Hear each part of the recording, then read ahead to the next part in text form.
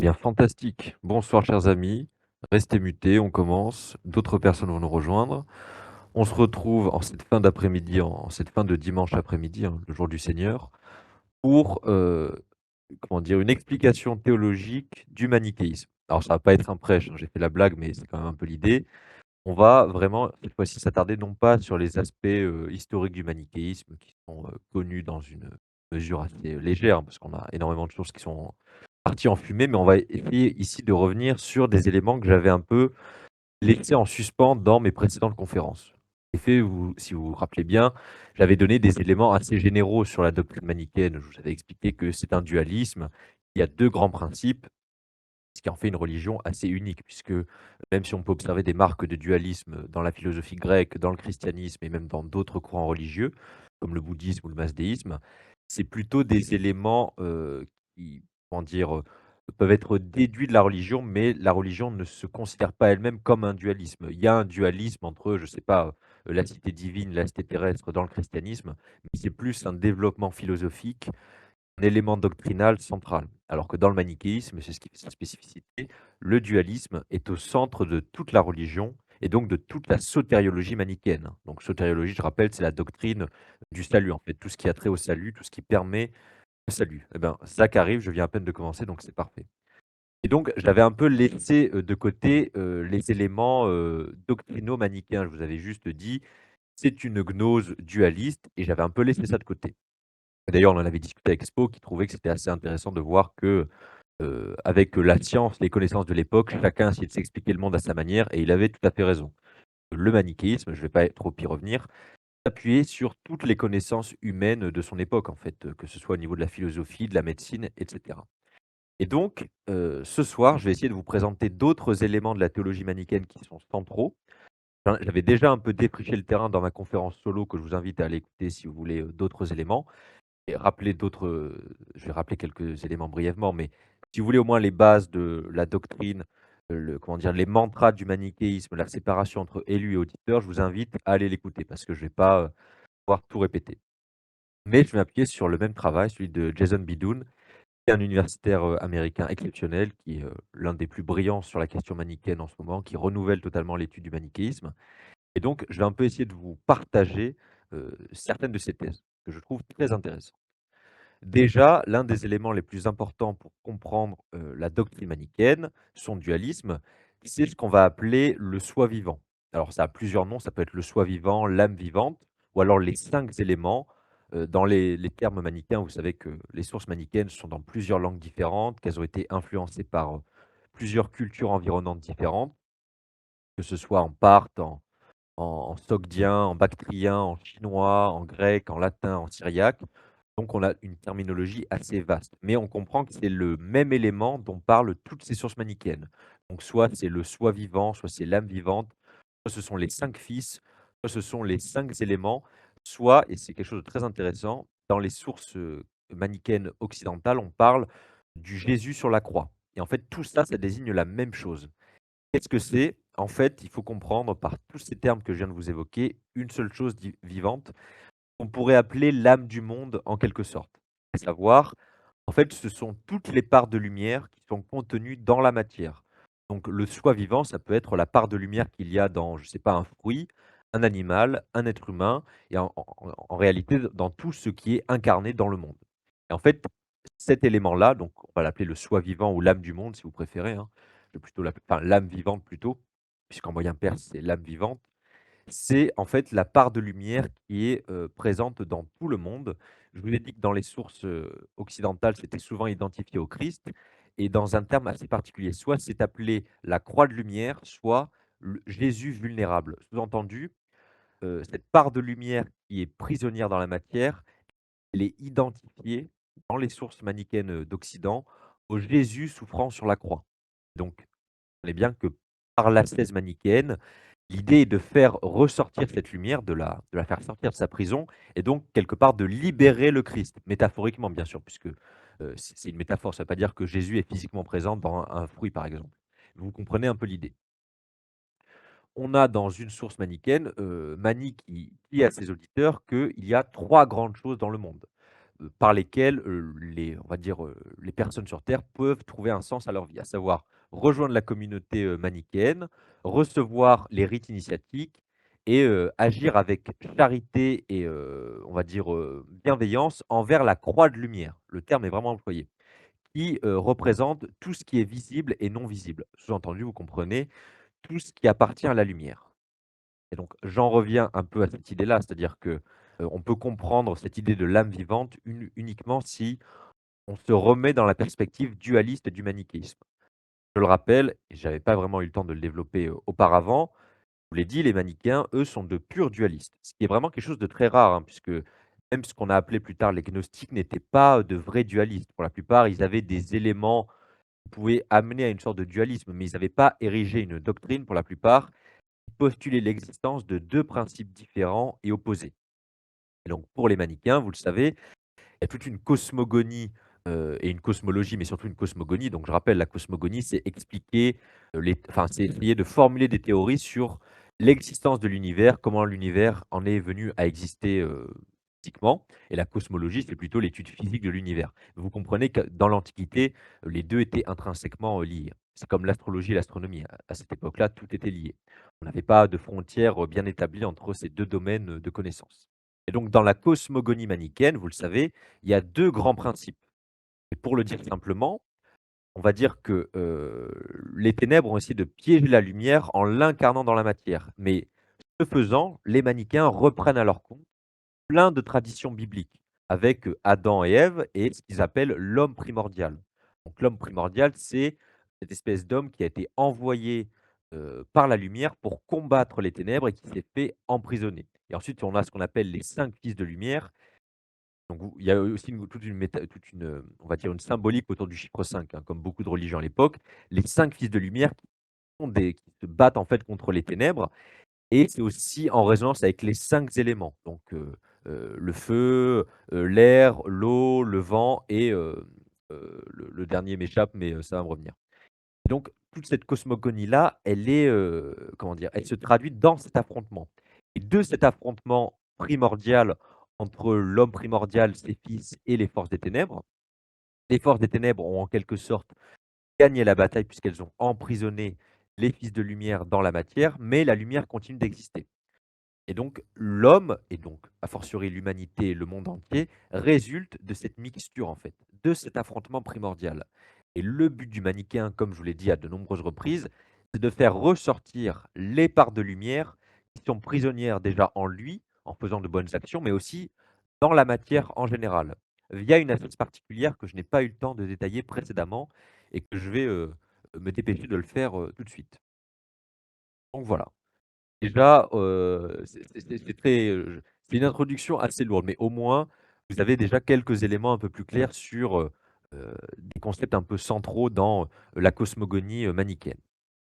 Donc reconnaître qu'en fait, tout est une mixture et que le vrai but du manichéen, c'est de faire ressortir la lumière qui est prisonnière, en fait, dans l'univers tout entier. Donc c'est, voilà, c'est une doctrine qui est très terre à terre indirectement.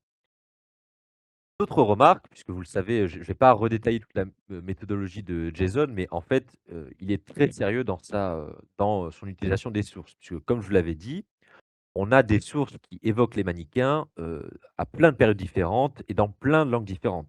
Je vous l'ai dit, on a des sources, en persan, en copte qui datent du IVe siècle, on a des sources d'époque abbasside écrites par des auteurs musulmans assez anti-manichéens, mais qui donnent beaucoup d'informations sur les manichéens qu'ils connaissent, sur la doctrine et qui ont utilisé des livres manichéens perdus. Donc on a ça, on a toute la littérature chrétienne anti-manichéenne, on a diverses sources qui viennent des manichéens, comme je vous l'ai dit, en chinois, en copte, en grec et quelque peu en latin. On a notamment le codex de Tébessa en Algérie, qui est un tout petit codex en latin, mais un codex manichéen. Donc voilà, en Algérie, il y avait des manichéens et c'est un peu dommage qu'il n'y en ait plus. Alors, comme je vous l'ai dit, dans la conférence sur les manichéens en terre d'islam, on a notamment Ibn al-Nadim, qui est une très grande source, qui a écrit un ouvrage entier dans lequel il relate énormément de religions non bibliques. Donc il parle énormément des manichéens, des bardessanites et des marcionites, mais beaucoup des manichéens. Et je vous le rappelle, il nous dit les élus manichéens s'abstiennent de manger de la viande, de boire du vin et s'abstiennent également du mariage. Et comme je vous l'ai dit, ils s'abstiennent également de blesser l'eau, le feu, les arbres et toute chose vivante. Alors pourquoi, pourquoi justement, pourquoi cette doctrine? Pourquoi ce mantra de refuser de blesser en fait tout ce qui est vivant et même des éléments qu'on pourrait qualifier de non vivants comme l'eau ou le feu? Eh bien, si on prend une autre source, Éphrem le Syrien, que vous commencez maintenant un peu à connaître, lui, il parle de femmes du parti de Mani, donc de femmes élues, qui s'assoient en gros, enfin comment dire? Qui sont dans la lignée des fils de lumière et qui perpétue l'héritage manichéen et donc il donne aussi des éléments, de compréhension sur, ce que nous dit An-Nadim. Il répète en fait la même chose ce que nous dit An-Nadim, à savoir, les manichéens s'abstiennent de blesser tout élément de la matière. Mais, il nous rapporte un élément très intéressant et que je développerai juste après, c'est que l'Église manichéenne admettait la présence de femmes, mais de manière séparée. C'est-à-dire qu'il y avait les élus hommes d'un côté avec les auditeurs hommes de l'autre, les élus femmes d'un côté et les auditrices femmes de l'autre. Donc, c'est assez cohérent indirectement puisque le manichéisme se veut une religion universelle puisque l'objectif est de faire ressortir la lumière dans chaque chose qui vit. Donc indirectement, les femmes en ont également, tout comme les hommes, donc elles ne sont pas exclues, des rites, de salvation manichéens. Donc elles ont le droit également d'être des élus, mais, entre elles. C'est ce qui est quand même, voilà, mais c'est quand même tout de même assez notable puisque je rappelle le christianisme de l'époque est assez fermé aux femmes, majoritairement, on va dire, hein. Non, oui, on peut même dire ça dans l'immense majorité, à part quelques courants gnostiques assez étranges, le christianisme majoritaire a toujours été assez, fermé aux femmes, en tout cas dans leur vie dans l'Église. Alors, autre élément intéressant, c'est que An-Nadim rapporte aussi, des éléments qui renvoient à Adam et à la personne d'Adam dans la conception, manichéenne. Puisque Adam et on va dire dans la mythologie manichéenne, Adam a sa place avec Ève. Donc c'est un héritage aussi de la culture biblique, hein, puisque le manichéisme est une tradition, donc on pourrait dire un lointain descendant des traditions bibliques via, la jeunesse de Mani dans une secte judéo-chrétienne. Donc il y a un peu de ça. Adam et Ève existent, ils ont à peu près la même importance et signification que dans le christianisme, pardon, à ceci près, que Ève n'est pas forcément vue comme, une mauvaise chose. En fait, elle est mise à peu près sur le même pied d'égalité qu'Adam et Adam et Ève sont donc les descendants de cet homme primordial. Ce sont, comme, dans la tradition biblique, les premiers êtres humains et eux sont en fait les premiers êtres humains à être comme nous, c'est-à-dire à être un pur mélange de lumière et de ténèbres. Donc ce sont un peu nous, archétypes de l'être humain, tel qu'il existe, pour les manichéens. Et autre chose qui est très intéressant, c'est que dans la doctrine d'Adam et Ève, dans les sources manichéennes, on a quelque chose auquel on pourrait ne pas s'attendre a priori. Comme je vous l'ai dit, le manichéisme a un côté ascétique, assez prononcé, donc on pourrait se dire qu'il y a un rejet du corps, un peu comme, saint Paul a inauguré une tradition avec le christianisme de dédain pour le corps. Après, ça peut varier suivant les traditions chrétiennes, mais il y a un peu cette idée-là. Eh bien, en fait, pas du tout. Parce que dans la doctrine manichéenne, de on va dire que c'est à peu près consensus dans toutes les sources manichéennes, qu'elles soient issues du Moyen-Orient, de l'Occident ou de ce qu'on va appeler le Proche-Orient, donc la tradition centrale du manichéisme, si vous voulez, donc le Proche et le Moyen-Orient avec l'Égypte. La tradition orientale, ce serait plutôt l'Asie. Eh bien, dans toutes ces sources manichéennes, on retrouve une description comme quoi Adam et Ève et leur corps ont été voulus par le Dieu de lumière. Donc le corps humain, dans son, je ne vais pas dire design parce que ce serait un anglicisme affreux, mais dans sa conception, dans son plan d'existence en quelque sorte, n'est pas une mauvaise chose en soi. Donc le corps en lui-même est bon. C'est plutôt sa composition, c'est un mix, de lumière et ténèbres, comme chaque chose qui vit. Et le corps humain dans son apparence n'est pas une mauvaise chose en soi. Au contraire, c'est quelque chose qui a été voulu par le bon Dieu, donc par le Dieu de lumière, et que les forces des ténèbres essayent d'imiter. Donc aussi fait intéressant, le manichéisme ne suppose pas dans sa doctrine une haine du corps humain en tant que tel. Là aussi, on s'éloigne de certains a priori qu'on pourrait avoir vis-à-vis, de la religion manichéenne. On a aussi d'autres sources, notamment en syriaque et en arabe, qui, renvoient elles aussi à ce que je vous ai dit sur Adam et Ève et qui font le lien entre Adam et Ève et cette substance divine, donc cette âme vivante, hein, qui est une espèce d'entité qui traverse la matière et dont je vous ai parlé. Je vous l'ai dit, cette âme vivante, en fait, elle est on comprend qu'en fait, les sources manichéennes parlent de la même chose, mais elles utilisent toutes un vocabulaire très riche pour en parler. Donc des fois, c'est l'âme vivante, Des fois, c'est le soi vivant et des fois, c'est très souvent le terme «les 5 éléments».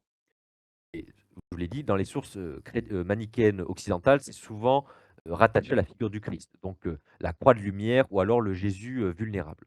Et c'est toujours cette idée d'une substance lumineuse, en fait, de la lumière qui est présente dans chaque être vivant et qui traverse l'univers. Tous les êtres vivants, même les choses inanimées.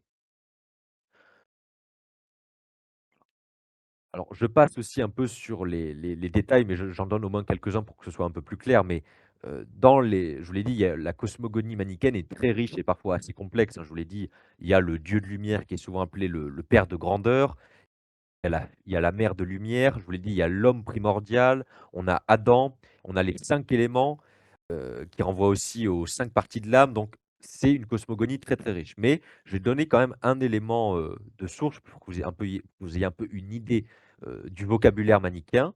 Donc dans une source arabe qui, renvoie au manichéisme, on a par exemple l'idée que le père de grandeur, je cite, a appelé à enfin a donné naissance à la mère de vie, que la mère de vie a engendré l'homme primordial et que l'homme primordial a engendré les 5 fils dont je vous ai parlé qui ont combattu, contre, les armées du mal, en quelque sorte. Et ensuite, on a le mal primordial qui lui a engendré les 5 principes qui s'opposent en fait aux 5 bons principes. Donc vous avez les 5 principes de lumière et vous avez les 5 mauvais principes qui sont la fumée, les flammes, l'obscurité, le vent pestilentiel, pas comment le traduire autrement, on va l'appeler ça comme ça, et les nuages. Donc les nuages, ça a un peu une connotation assez obscure et qui sont entrés en confrontation avec les 5 éléments, de lumière et donc on a une espèce de description dans les sources manichéennes d'un combat primordial auquel s'est joint, l'homme primordial justement, dans ce combat entre littéralement lumière et ténèbres et donc on a aussi eu un affrontement, de principes. Et donc on a ça, on a quelque chose qui est très, je pense que vous commencez à le comprendre, très touffu et on a notamment Éphrem au IVe siècle qui nous rapporte un peu cette cosmogonie manichéenne qui est difficile à saisir. Et donc quand les ténèbres sont entrées en contact avec les 5 éléments de lumière, ils ne l'ont pas juste, en fait, absorbé la lumière, ils se sont mêlés à elle. Et donc il y a un peu cette idée que, les 5 éléments qui, comment dire, sont à l'origine de l'univers sont littéralement un mélange de ces 2 éléments. Les 2 éléments qui sont entrés en confrontation. Ainsi, on a donc là, c'est un peu le mélange qui est décrit par Éphrem et par d'autres sources anti-manichéennes, mais aussi des sources manichéennes. On a par exemple l'idée que, la fumée donc qui est issue du mauvais principe se soit mélangée avec le zéphyr, donc le vent qui s'appelle le zéphyr, donc qui lui est un bon principe. Ainsi, on a un zéphyr mélangé qui est apparu, qui est donc, constitutif de notre univers et c'est la même chose pour tous les principes. On a, la flamme qui est mauvaise, qui s'est mélangée avec le feu et qui a engendré justement la corruption, les incendies et cetera et cetera.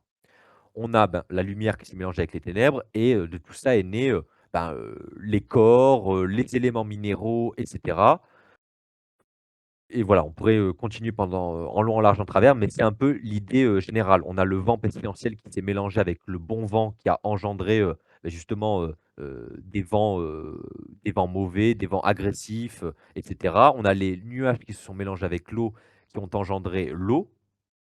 Enfin, voilà, un autre type d'eau. Donc on a de tout ce mélange, on a toute la variété de l'univers qui, est ainsi créée. On a cette mixture primordiale qui donne naissance à l'univers dans toute sa variété, dans tout son spectre, un spectre qui va des lumières, enfin de la lumière quasiment pure jusqu'aux ténèbres, mais qui dans sa condition elle-même est un mélange. Vous avez vu que c'est quand même très, très large, hein et c'est quelque chose d'assez compliqué des fois à comprendre puisque les sources disent, beaucoup de choses. Mais il y a toujours cette idée qui revient d'un mélange primordial qui a engendré toute une variété d'éléments de la nature et indirectement l'humanité. Voilà. J'espère que c'est pas trop, déjà tarabiscoté pour vous, hein. N'hésitez pas. On va venir à des éléments beaucoup plus concrets, je vous rassure. Et donc ce qu'il faut comprendre, je passe un peu sur certains éléments, mais c'est qu'il y a aussi, un lien avec la lune et le soleil. Quelque chose qui était très présent dans tous les cultes de l'époque, hein. Même le christianisme primitif avait, quelques éléments, qui se rattachaient, à la lune et au soleil, hein, comme beaucoup de cultes païens.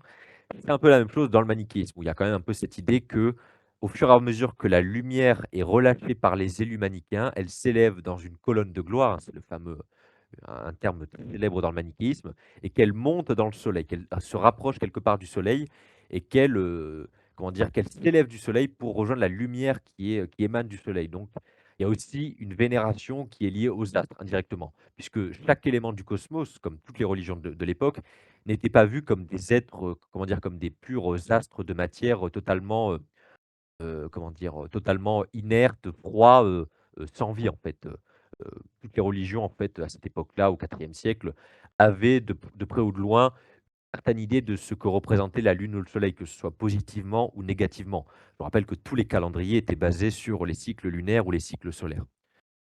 Donc le manichéisme ne fait pas exception à la règle et on retrouve quelques éléments qui renvoient à la lune et au soleil, mais c'est pas non plus des éléments centraux de la doctrine. On comprend plutôt que, étant donné que ce sont des astres, ils sont liés à la lumière qui remonte de la terre et qui, rejoint les cieux quelque part. Donc je m'étends pas trop là-dessus parce que, il y a beaucoup de subtilités sur la manière dont les manichéens voyaient la lune et le soleil, mais je le dis de manière assez, assez brève. Et donc, comme je vous l'ai dit, il y a cette idée du soi vivant, donc cette espèce de lumière qui parcourt, l'humanité, l'univers tout entier et qui est en fait la lumière qui lie tous les êtres vivants entre eux, en fait, toute la matière, indirectement. Et donc, dans cette description de la cosmogonie manichéenne, on a Augustin, notre grand ami. Je vais d'ailleurs sortir un extrait d'un sermon, assez peu connu d'Augustin dans lequel, il s'en prend aux manichéens, pour vous ayez un peu d'éléments de contexte, puisque je vous rappelle, Augustin a été manichéen pendant 10 ans, donc il connaît bien le milieu d'intérieur et malgré tout son fiel, à l'encontre de ses anciens coreligionnaires, il nous a transmis énormément d'éléments de doctrine qui ont pu être corroborés avec des vraies sources manichéennes. Donc même quand Augustin est et on va dire, cynique à l'égard des manichéens, il nous transmet malgré tout beaucoup d'éléments, précieux sur la doctrine manichéenne, qu'il connaît très bien de l'intérieur. Donc voilà, lui, il transmet également beaucoup d'éléments sur cette idée de l'homme primordial, des 5 éléments, de l'âme vivante qui parcourt le monde et ainsi dans une lettre à Deutérius, un ami à Augustin qui n'était pas un manichéen, il explicite que les manichéens, je cite: Pour eux, le bon et vrai Dieu à affronter la tribu de ténèbres et à laisser une part de lui-même mélangée au prince des ténèbres dans le combat. Et ils affirment que cette part s'est répandue à travers le monde, a lié le monde et qu'elle peut être purifiée par la nourriture des élus et par la lune et le soleil. Les manichéens, il poursuit, je continue de citer Augustin, pensent que les âmes des hommes, de même que celles des bêtes, sont la substance de Dieu et sont en réalité des morceaux de Dieu. Je continue un peu. Ils, donc c'est toujours Augustin qui parle, hein, ils disent, donc les manichéens, que la terre, le bois, donc les bois en tant que tels, hein, les arbres, et les pierres ont un sens. Sous-entendu, ont une existence sensible. Et que cette conscience se manifeste à travers la présence divine qui est en eux, telle que, on va dire, le degré de blancheur d'un fruit, par exemple, ou le degré de luminosité, je ne sais pas, des feuilles d'un arbre, par exemple.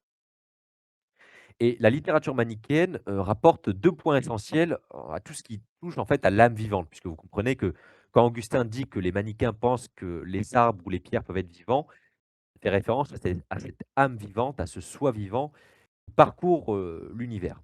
Et donc la littérature manichéenne, elle rapporte 2 points essentiels sur cette âme vivante, à savoir qu'elle est omniprésente dans la matière, en général, et qu'elle souffre. Parce qu'elle représente la lumière qui est emprisonnée dans les ténèbres créées par la matière. Et lui, Augustin, rapporte des éléments qui vont également dans le même sens. Il corrobore en fait toutes les sources manichéennes sur ce point-là. Augustin n'a pas menti, quand il a rapporté ces éléments de doctrine. Et donc, je cite encore une fois un peu Augustin, il rapporte que la nature divine passe à travers toutes les choses, dans le paradis, enfin, comment dire? Dans les cieux, sur la terre et sous la terre, qu'elle est trouvable dans chaque corps, qu'il soit sec ou humide, dans chaque type de chair, donc entre guillemets, donc dans tout être vivant, dans toutes les graines des arbres, des herbes, des hommes et des animaux. Mais ils ne disent pas de cela, donc de cette âme vivante, contrairement à ce que nous, nous disons de Dieu, donc là, il parle des chrétiens, que sa présence est impolluée, qu'elle est inviolable, incorruptible et qu'elle gouverne toute chose. Au contraire, ils disent que cette présence-là, donc l'âme vivante, est attachée, opprimée, polluée et qu'elle ne peut être relâchée et libérée uniquement par, les pouvoirs de la lumière, de la lune et du soleil et surtout par les élus, donc les élus manichéens. Prenez un peu l'idée de cette lumière qui est emprisonnée. Je pense que là, ça commence à peu près à devenir clair. Alors je ne fais pas, le point exhaustif sur toutes les sources. Je renvoie encore une fois à l'ouvrage de Jason Biden qui est vraiment exceptionnel, hein. Quelque part indirectement, je discute les thèses de ce soir-là avec vous. Mais il est très, minutieux dans sa méthodologie, c'est-à-dire à chaque fois qu'il aborde un point de doctrine, il recoupe les sources manichéennes, à la fois les vraies sources manichéennes et les sources anti-manichéennes et il fait le distinguo entre les 3 on va dire grandes régions du monde où le manichéisme s'est développé. Donc Occident, Proche et Moyen-Orient, donc la tradition centrale, manichéenne et la tradition orientale qui elle correspond à toutes les sources asiatiques, turques, sogdiennes et cetera. Et par exemple, on a, dans les Képhalaya coptes énormément de développement sur, la lune et le soleil, mais je ne reviens pas vraiment là-dessus. Je continue sur mon histoire de l'être vivant, enfin l'âme vivante qui parcourt le monde. Puisque dans, le Codex manichéen de Cologne dont je vous ai parlé très brièvement, en solo dans un court extrait de 20 minutes que je relisais, Heu, cette idée de l'âme vivante, elle apparaît dans, la vie elle-même de Mani. Mani l'a beaucoup théorisé, en tout cas, c'est ce que nous dit le Codex manichéen de Cologne, qui rapporte pas mal d'éléments qu'on peut juger plus ou moins fiables sur le Mani historique. Et donc lui, comme je vous l'ai dit dans ce court extrait que je vous lisais, d'ailleurs je vais un peu le répéter, en fait, dans sa dispute avec les Elkassaïtes, Mani, en disputant avec les Elkassaïtes, en se on va dire en organisant un débat théologique avec eux, oui, en fait, en s'appuyant sur le Christ et sur les paroles du Christ dans l'Évangile, oui, il y a une présence, comment dire? Une présence divine qui parcourt le monde, qui parcourt, chaque aliment, chaque, être vivant et que le rite du baptême des catholiques n'a aucun sens puisque c'est pas comme ça qu'on va libérer la lumière. Ça n'a aucun sens en fait juste de baptiser les aliments pour libérer la lumière qu'ils contiennent ou de baptiser les hommes pour libérer la lumière qu'il y a en eux. Et donc Mani lui-même, en tout cas dans ces sources-là qui sont très proches du Mani historique, lui font déjà dire qu'il a déjà une idée sur le concept de d'âme vivante, de soi vivant, qui parcourt le monde et qui en fait représente la lumière emprisonnée dans le monde. J'espère que c'est à peu près clair. Fini, hein, je vous rassure. Alors je cite assez peu ce soir, chers amis, parce que sinon, en fait, si je reprenais toutes les sources mobilisées par Jason Biden, on y prendrait beaucoup trop de temps. Donc n'hésitez pas à me dire, il y a des choses que je dois répéter, puisque là, on va aborder les rituels et en fait, on va aborder le côté un peu primordial du manichéisme, en fait, vraiment central. Donc, est-ce que c'est à peu près clair cette idée de lumière, de dichotomie, de mixture primordiale? Est-ce que c'est à peu près clair? N'hésitez pas à me dire.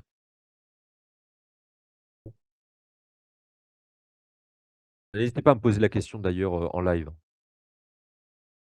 On fasse un truc un peu plus interactif que d'habitude, hein, donc n'hésitez pas à vous démuter, me dire c'est pas clair. Innove ce soir, hein, c'est l'innovation des conférences. La parole, hein. Alors je vous rends pas la parole, mais si c'est vraiment c'est pas clair, n'hésitez pas à me le dire de vive voix, hein, à me poser une question ou autre. Voilà, les grandes lignes sont à peu près claires, parfait.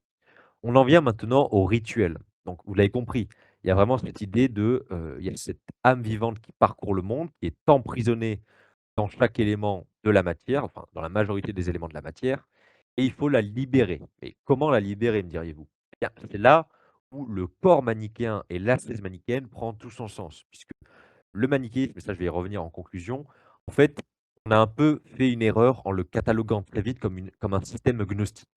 Mais je vais y revenir. Donc Augustin, lui, je vous le rappelle, il a été auditeur manichéen pendant près d'une dizaine d'années. Et en fait, comme je l'ai déjà dit dans, la conférence en solo que j'ai faite et que je vous invitais à aller écouter avant de l'écouter ce soir, la communauté manichéenne est divisée en 2. Vous avez, les auditeurs qui sont entre guillemets «les laïcs», donc les gens du monde, les gens profanes qui croient simplement au manichéisme, mais auxquels on ne demande pas trop de sacrifices par rapport à leur vie de tous les jours. Et vous avez les élus. L'équivalent des prêtres en quelque sorte. C'est un peu l'équivalent des laïcs et des moines dans le bouddhisme ou des prêtres et des laïcs, dans le catholicisme. C'est quasiment la même chose.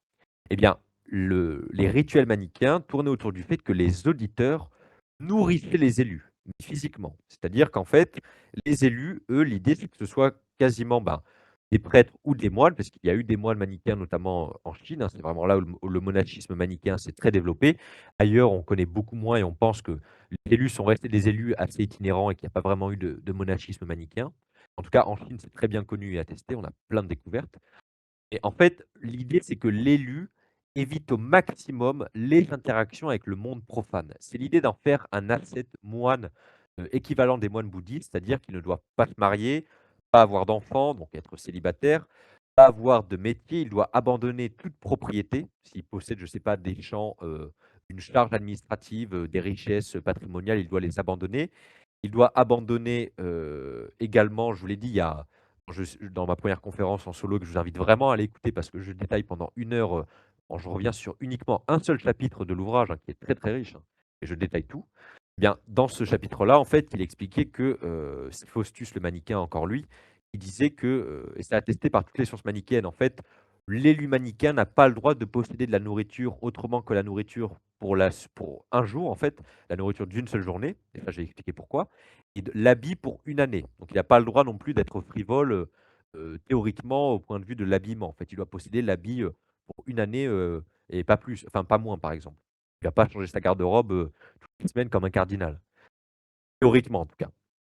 Ce qu'il leur est demandé, et dans la première conférence, je détaille en fait tous les mantras, les codes éthiques que les manichéens suivent. Donc vous avez 5 préceptes, 7 préceptes, 10 préceptes, je ne détaille pas là-dessus. Et donc j'en viens maintenant à un point essentiel.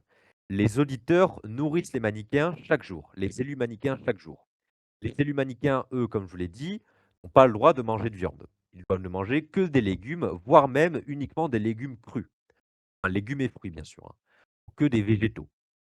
Pas le droit de viande parce qu'il est cité que tuer un animal et même manger de sa chair, voilà, c'est, comment dire? En tuant un animal, ben, voilà, on accomplit, on laisse parler la part de ténèbres en nous, c'est un meurtre donc, et donc indirectement, la chair de l'animal, elle contient moins de lumière que, la nourriture d'un fruit ou d'un légume, par exemple. Donc il y a aussi cette idée-là, quand je vous disais que les légumes, de par leur, et les fruits, de par leur mode de culture et de croissance, sont vus comme, contenant plus de lumière que la chair. Il y a aussi un peu cette idée-là.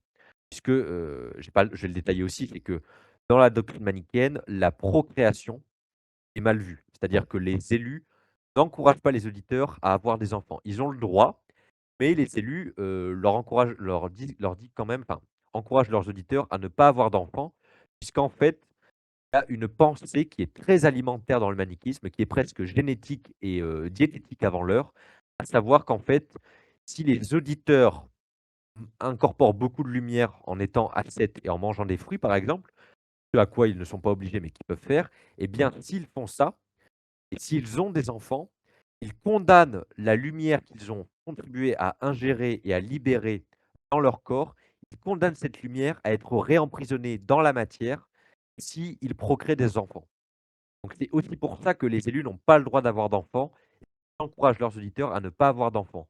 C'est l'idée qu'en procréant un enfant, on emprisonne la part de lumière qu'on a contribué à faire libérer par son ascèse et par son alimentation. On condamne cette part de lumière-là à être réemprisonnée dans la matière, en faisant un enfant. C'est pour ça que les élus, eux, n'ont pas le droit strictement de faire d'enfants. C'est pour ça que les auditeurs, eux, ont le droit, mais ne sont pas vraiment encouragés, mais ils ont le droit. Et la plupart, on comprend qu'en fait, ils faisaient des enfants parce que c'était des laïcs. On ne les forçait pas non plus à vivre comme des moines. Et donc, vous comprenez maintenant pourquoi les élus n'ont pas le droit de faire d'enfants. Et vous comprenez aussi un point essentiel, c'est que l'ascèse manichéenne n'est pas du tout une ascèse de philosophe en chambre. Au contraire, une ascèse qui est très alimentaire, qui est très centrée sur le corps, sur ce que le corps mange. Quelque chose qui est vraiment très important et que beaucoup n'ont pas vu dans le manichéisme et ont vraiment mal compris. Mais je reviendrai plutôt sur ça à la fin. Et donc, Jason Bidon, lui, il nous rappelle en fait, c'est le titre de son ouvrage, hein, Le corps manichéen. Faut vraiment comprendre le manichéisme à partir de ses rituels et ils sont énormément décrits. Augustin en parle tout le temps, toutes les sources manichéennes dans toutes langues confondues en parlent et en fait, ce rituel, c'est l'équivalent d'une messe manichéenne qui avait lieu tous les jours et en fait, c'est littéralement les auditeurs qui apportent des légumes et des fruits pour nourrir les élus. Puisque je vous l'ai dit, les élus, eux, doivent vivre dans une espèce de distance très, très forte avec le monde profane. Pas de richesse, pas de place dans le monde, pas d'emploi, pas de femme, pas d'enfant. Voilà, c'est quasiment du stupéflip avant l'heure, hein. Je rigole, c'est une blague. pu empêcher. Et dans cette optique-là, il ne devait même pas cueillir les fruits parce qu'en arrachant le fruit ou le légume, il y a encore cette idée qu'il faisait du mal, littéralement à l'arbre ou à la plante de légumes qui contenait le légume. Donc il n'avait vraiment, littéralement pas le droit même d'arracher le fruit. Il y a vraiment cette idée que les élus manichéens sont quasiment des moines bouddhistes dans l'idée de ne pas du tout faire de mal à la nature, le moins possible. Donc ce sont les auditeurs qui sont obligés d'apporter les fruits et légumes pour ne pour éviter que les élus aient à cueillir les fruits et légumes et donc qu'ils fassent du mal, à l'arbre ou à la plante qui contient le fruit ou le légume. Et donc les auditeurs apportent quotidiennement des fruits et légumes aux élus pour les nourrir. En faisant ça, les élus ingèrent les fruits et légumes et donc ils font ressortir la lumière contenue dans les fruits et légumes par leur digestion et donc ils contribuent aussi à bénir les auditeurs, puisque lorsque les auditeurs apportent leurs offrandes, ils bénissent les auditeurs, enfin les élus bénissent les auditeurs se replient. Juste avant que les élus ingèrent les fruits et légumes, ils ont jeûné toute la journée. On arrive à déduire de la plupart des sources que, à peu près, après ça peut varier d'une région à l'autre, mais on comprend que dans certaines régions, les dons de fruits et légumes avaient lieu en fin d'après-midi, en fin de journée. Le seul repas que les élus manichéens auquel les élus manichéens pouvaient participer, c'est leur seul et unique repas et on comprend qu'ils pouvaient être copieux. En même temps, c'est des fruits et légumes, donc ils avaient intérêt à manger, en quantité et en fait, avant ce repas-là, les élus manichéens jeûnent et ils disent énormément de psaumes et d'hymnes. Donc en fait, ils font une liturgie spéciale en se mortifiant et en récitant des prières pour se préparer au repas qui est quasiment divin, en fait, qui a un rôle divin dans l'Église, hein. C'est le cœur de l'Église manichéenne, c'est ce repas-là. Ils attendent la fin de journée, ils récitent des psaumes et des hymnes spécifiquement pour se préparer au repas quelques heures avant. Les auditeurs apportent les fruits et légumes, les élus bénissent les auditeurs et ils récitent ensemble des prières. Et en fait, on comprend que les auditeurs se replient de l'église, en fait, de là où avait lieu le rituel, qu'ensuite les élus mangent le repas. Et c'est lors de ce rituel qu'ils digèrent la nourriture et que, après avoir mangé, ils récitent encore des prières spécifiques et que la lumière qui était contenue dans les fruits et légumes peut être filtrée par la digestion même des cellules manichéens et être, convertie en lumière et que cette lumière peut ressortir. Et donc Augustin, lui, s'en moque énormément puisqu'il dit, il dit en fait que oui, les auditeurs manichéens sont bénis de leurs péchés, donc les auditeurs, eux, ils évoluent dans le monde profane et ils cueillent les fruits et légumes, donc indirectement, ils font du mal et ce mal mène à un bien puisque, il fait ressortir de la lumière et donc Augustin s'en moque en disant: «Oui, vous êtes absous de vos péchés parce que les élus rotent la lumière», et il y avait même aussi cette idée que les auditeurs, qui ne sont pas des parfaits, pouvaient être réincarnés en élus, voire même réincarnés en pures créatures de lumière comme des fruits et légumes. Donc Augustin s'en moque en disant: «Oui, vous allez, être digérés par vos élus, qui vont vous rôter», en fait. Donc Augustin était très, ironique là-dessus et il s'en moquait énormément. Et Augustin, en fait, ce qu'on comprend, c'est que, bon ça je vais pas vraiment le développer ici parce que c'est pas le but de la conférence, mais j'en dis un mot parce que je dédierai une conférence entière à Augustin manichéen parce enfin, il y a littéralement des thèses qui ont été écrites dessus, donc pourquoi pas en parler un jour? Et en fait, Augustin, je le rappelle, a été pendant 10 ans auditeur. Il n'a jamais été élu. Il n'a même jamais peut-être cherché à être élu. Enfin, je connais assez mal l'Augustin manichéen, mais j'en parlerai. Et en fait, il n'a jamais assisté au vrai rituel. Donc, comme tous les auditeurs, il a apporté de la nourriture, mais il n'a pas vu ce qui se passait après. Et en fait, on comprend parce que Augustin, lui, il est dans une vision polémique et caricaturale. Et jusqu'à quelques décennies, jusqu'à un siècle, on avait très peu de sources manichéennes. Et en fait, on comprend que le rituel, c'est juste, il mange les fruits et légumes. Il n'y a rien d'autre, enfin, il n'y a rien d'autre qui est décrit à part ça. Mais les auditeurs, eux, devaient quitter les élus une fois qu'ils avaient apporté la nourriture, puisque, il y a quand même cette idée que les élus sont dans une espèce de phase avec le divin beaucoup plus forte que les auditeurs et donc le rituel doit être séparé géographique. Les auditeurs s'en vont, un peu comme, vous allez à la messe, ben, d'abord, voilà, quand le prêtre, montre l'eucharistie, d'abord, voilà, il bénit, les diacres qui sont avec lui avant de donner l'eucharistie aux fidèles. Ah, c'est un peu la même chose dans, la liturgie manichéenne. Le rituel, comment dire, du repas sacré en quelque sorte, ne concerne en priorité que les élus. Donc une fois que les auditeurs ont discuté avec les élus, qu'ils ont été bénis, qu'ils ont chanté ensemble, eh ben, il faut que les élus fassent ressortir la lumière et donc il y a un peu l'idée de sécuriser le comment dire? Le lieu où la lumière est libérée, donc l'idée d'être entre élus. Et on comprend en fait dans les sources manichéennes que ce rituel-là ne consistait qu'à se nourrir, des aliments sacrés, en fait.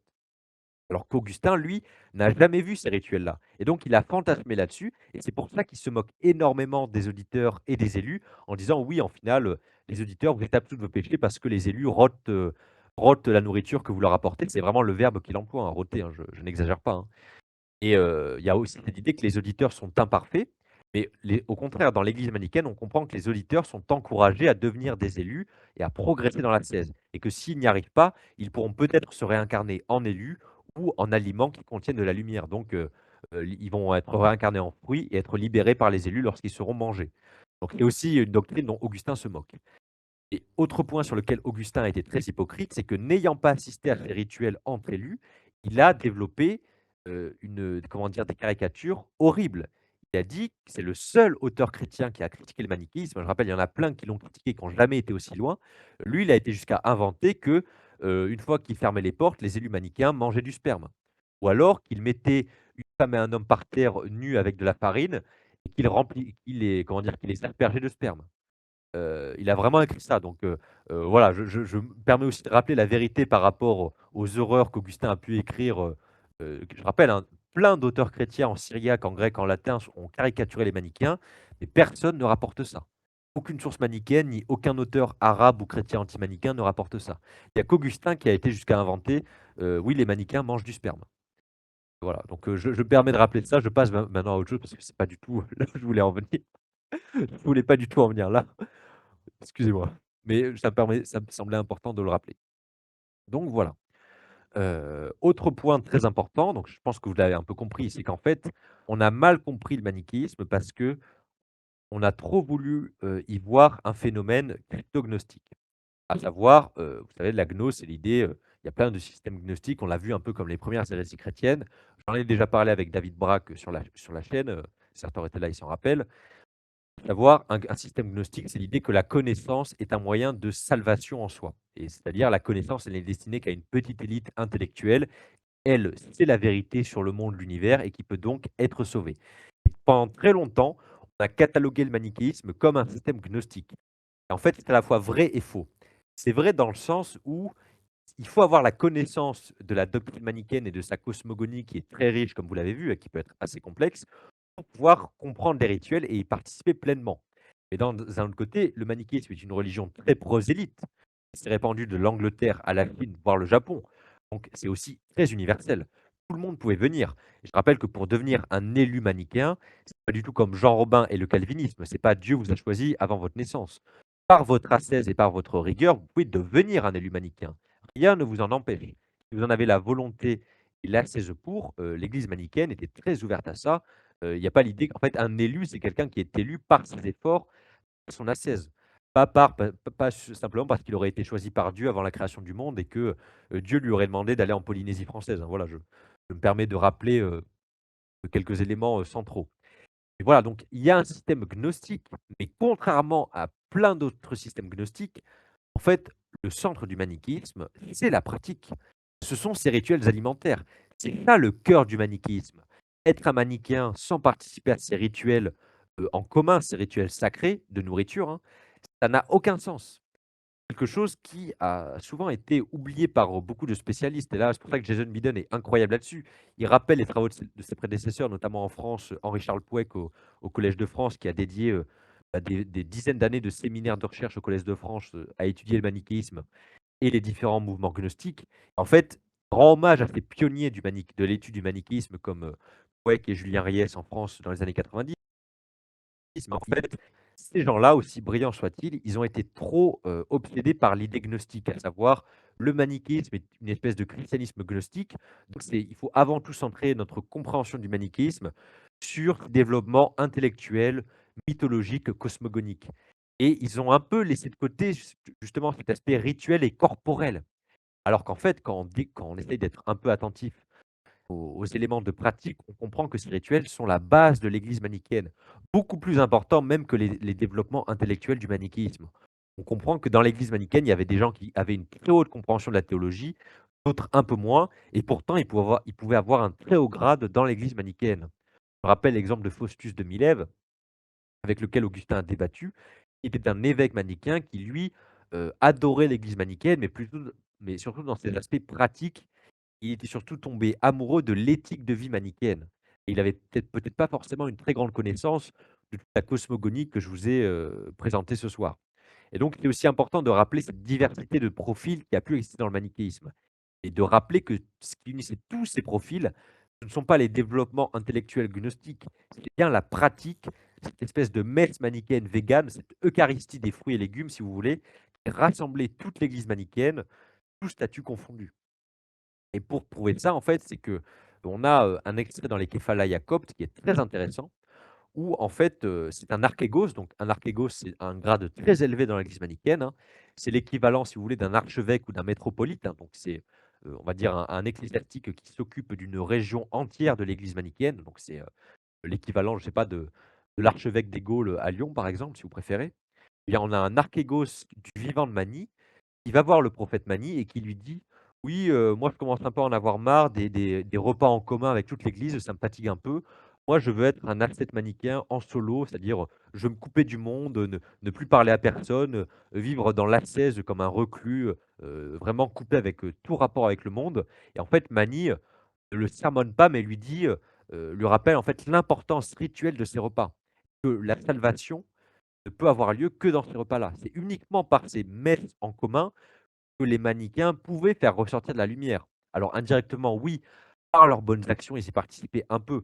Mais c'était surtout dans ces rites digestifs, vraiment, où en ingérant des aliments qui contenaient beaucoup de lumière, les élus manichéens faisaient ressortir de la lumière et pouvaient bénir les auditeurs et les absoudre de leurs péchés et de leurs erreurs, et donc les aider à mieux vivre indirectement. Donc Mani rappelle à ce haut gradé manichéen que ces rituels sont au centre et forment le cœur de l'Église. Donc ça nous montre que même des tendances qu'on pourrait qualifier de gnostiques intellectuelles ont forcément existé dans le manichéisme. Ce n'était pas le cœur de l'Église et que Mani lui-même ne voulait pas fonder une Église comme ça. Donc ça met un peu en perspective ce que je vous ai dit, sur, l'aspect gnostique du manichéisme en fait. Il faut un peu relativiser cet aspect-là. Autre point très important sur lequel, je voulais, revenir, c'est l'idée que, 2 points ensuite je vais terminer, je vais conclure très brièvement. Cette, espèce d'exposé de théologie manichéenne, fondamentale, c'est que, par cette idée que le corps est au centre de l'ascèse manichéenne et même de la liturgie manichéenne, puisque le corps des élus qui fait ressortir de la lumière, c'est quelque chose de très intéressant. Parce qu'on observe un renversement par rapport à tous les cultes païens qui pouvaient encore exister à l'époque, du prophète Mani. Savoir, vous savez, dans les temples païens, on donne de la nourriture pour que les divinités les mangent en quelque sorte et quelque part, ça bénit les fidèles, ça les aide à progresser, à être en paix avec le monde. Je vais sacrifier à Zeus, un taureau, puis ensuite je vais aller l'immoler au temple de Delphes. Enfin, vous avez compris l'idée. Et bien, en fait, avec le manichéisme, on a un peu la même idée. La nourriture joue un rôle dans, on va dire, la protection des simples auditeurs manichéens auprès de Dieu, par exemple. Par exemple, vous êtes un auditeur, vous voulez être absous de vos péchés, être béni en quelque sorte. Vous allez donner de la nourriture à un élu et vous allez chanter ensemble des psaumes et ensuite, les élus vont manger, ils vont faire sortir de la lumière et ça va vous aider indirectement, la lumière va rejaillir sur vous. Vous avez un peu la même idée que ces cultes païens, sauf que c'est renversé. Au lieu de sacrifier de la viande, bon déjà là, ce sont des végétaux, la nourriture, on la donne cette fois-ci non pas à un temple païen, mais aux élus. Donc c'est littéralement le corps des élus manichéens fait office de temple. Et c'est quelque chose qui est très clair dans les sources manichéennes, c'est que le corps des élus est à mi-chemin entre le monde profane, qui est un mélange de lumière et de matière, et le monde divin, qui est pure lumière. Et donc le corps des élus manichéens opère comme un véritable temple, qui fait la jonction entre les 2 mondes. C'est pour ça qu'on dit que, quand les élus font ressortir de la lumière vers les cieux, en fait, cette lumière monte petit à petit vers le soleil et c'est ce qui apparaît, dans les sources manichéennes comme l'idée de la colonne de gloire. C'est-à-dire qu'on fait ressortir toute la lumière via le corps des élus. C'est pour ça qu'en fait, tout est cohérent dans la doctrine manichéenne de A à Z, quoi qu'on en pense, hein. Ils ont essayé d'avoir une religion, ils ont développé un système, à la fois cultuel et théologique en accord avec les connaissances de leur temps, comme le christianisme, comme le bouddhisme et cetera. On comprend que tout ça est cohérent, que c'est une doctrine qui tourne autour de l'idée de l'alimentation. Puisque je vous l'ai dit, en mangeant déjà des végétaux, des fruits, mais en ne les cueillant pas pour ne pas faire de mal, les élus font ressortir la lumière et ils n'encouragent pas la procréation parce que la procréation indirectement reproduit ce mélange de lumière et de ténèbres et ça contribue à réemprisonner la lumière qui aurait pu être libérée. C'est pour ça que la procréation est mal vue. Dernier point et ensuite je conclus parce que sinon ce serait, beaucoup trop long. J'ai ouvert plein d'axes, ensuite on pourra les développer plus tard et en discuter. Et l'idée qu'en fait, et ça c'est Jason Biden qui en parle encore une fois très, très bien, c'est qu'on peut faire un parallèle incroyable entre, les apports philosophiques de Michel Foucault et le manichéisme. Et là aussi, j'en ai déjà parlé dans la conférence en solo et je vous invite vraiment à l'écouter un jour. C'est pas pour moi, c'est pas pour, le plaisir de m'entendre parler, mais c'est vraiment pour, l'idée que je vulgarise en fait tout ce qu'il raconte et c'est vraiment passionnant donc, n'hésitez pas à aller écouter ce dont je parle, mais pas m'écouter pour moi, mais m'écouter parce que c'est Jason Biden qui en parle, hein.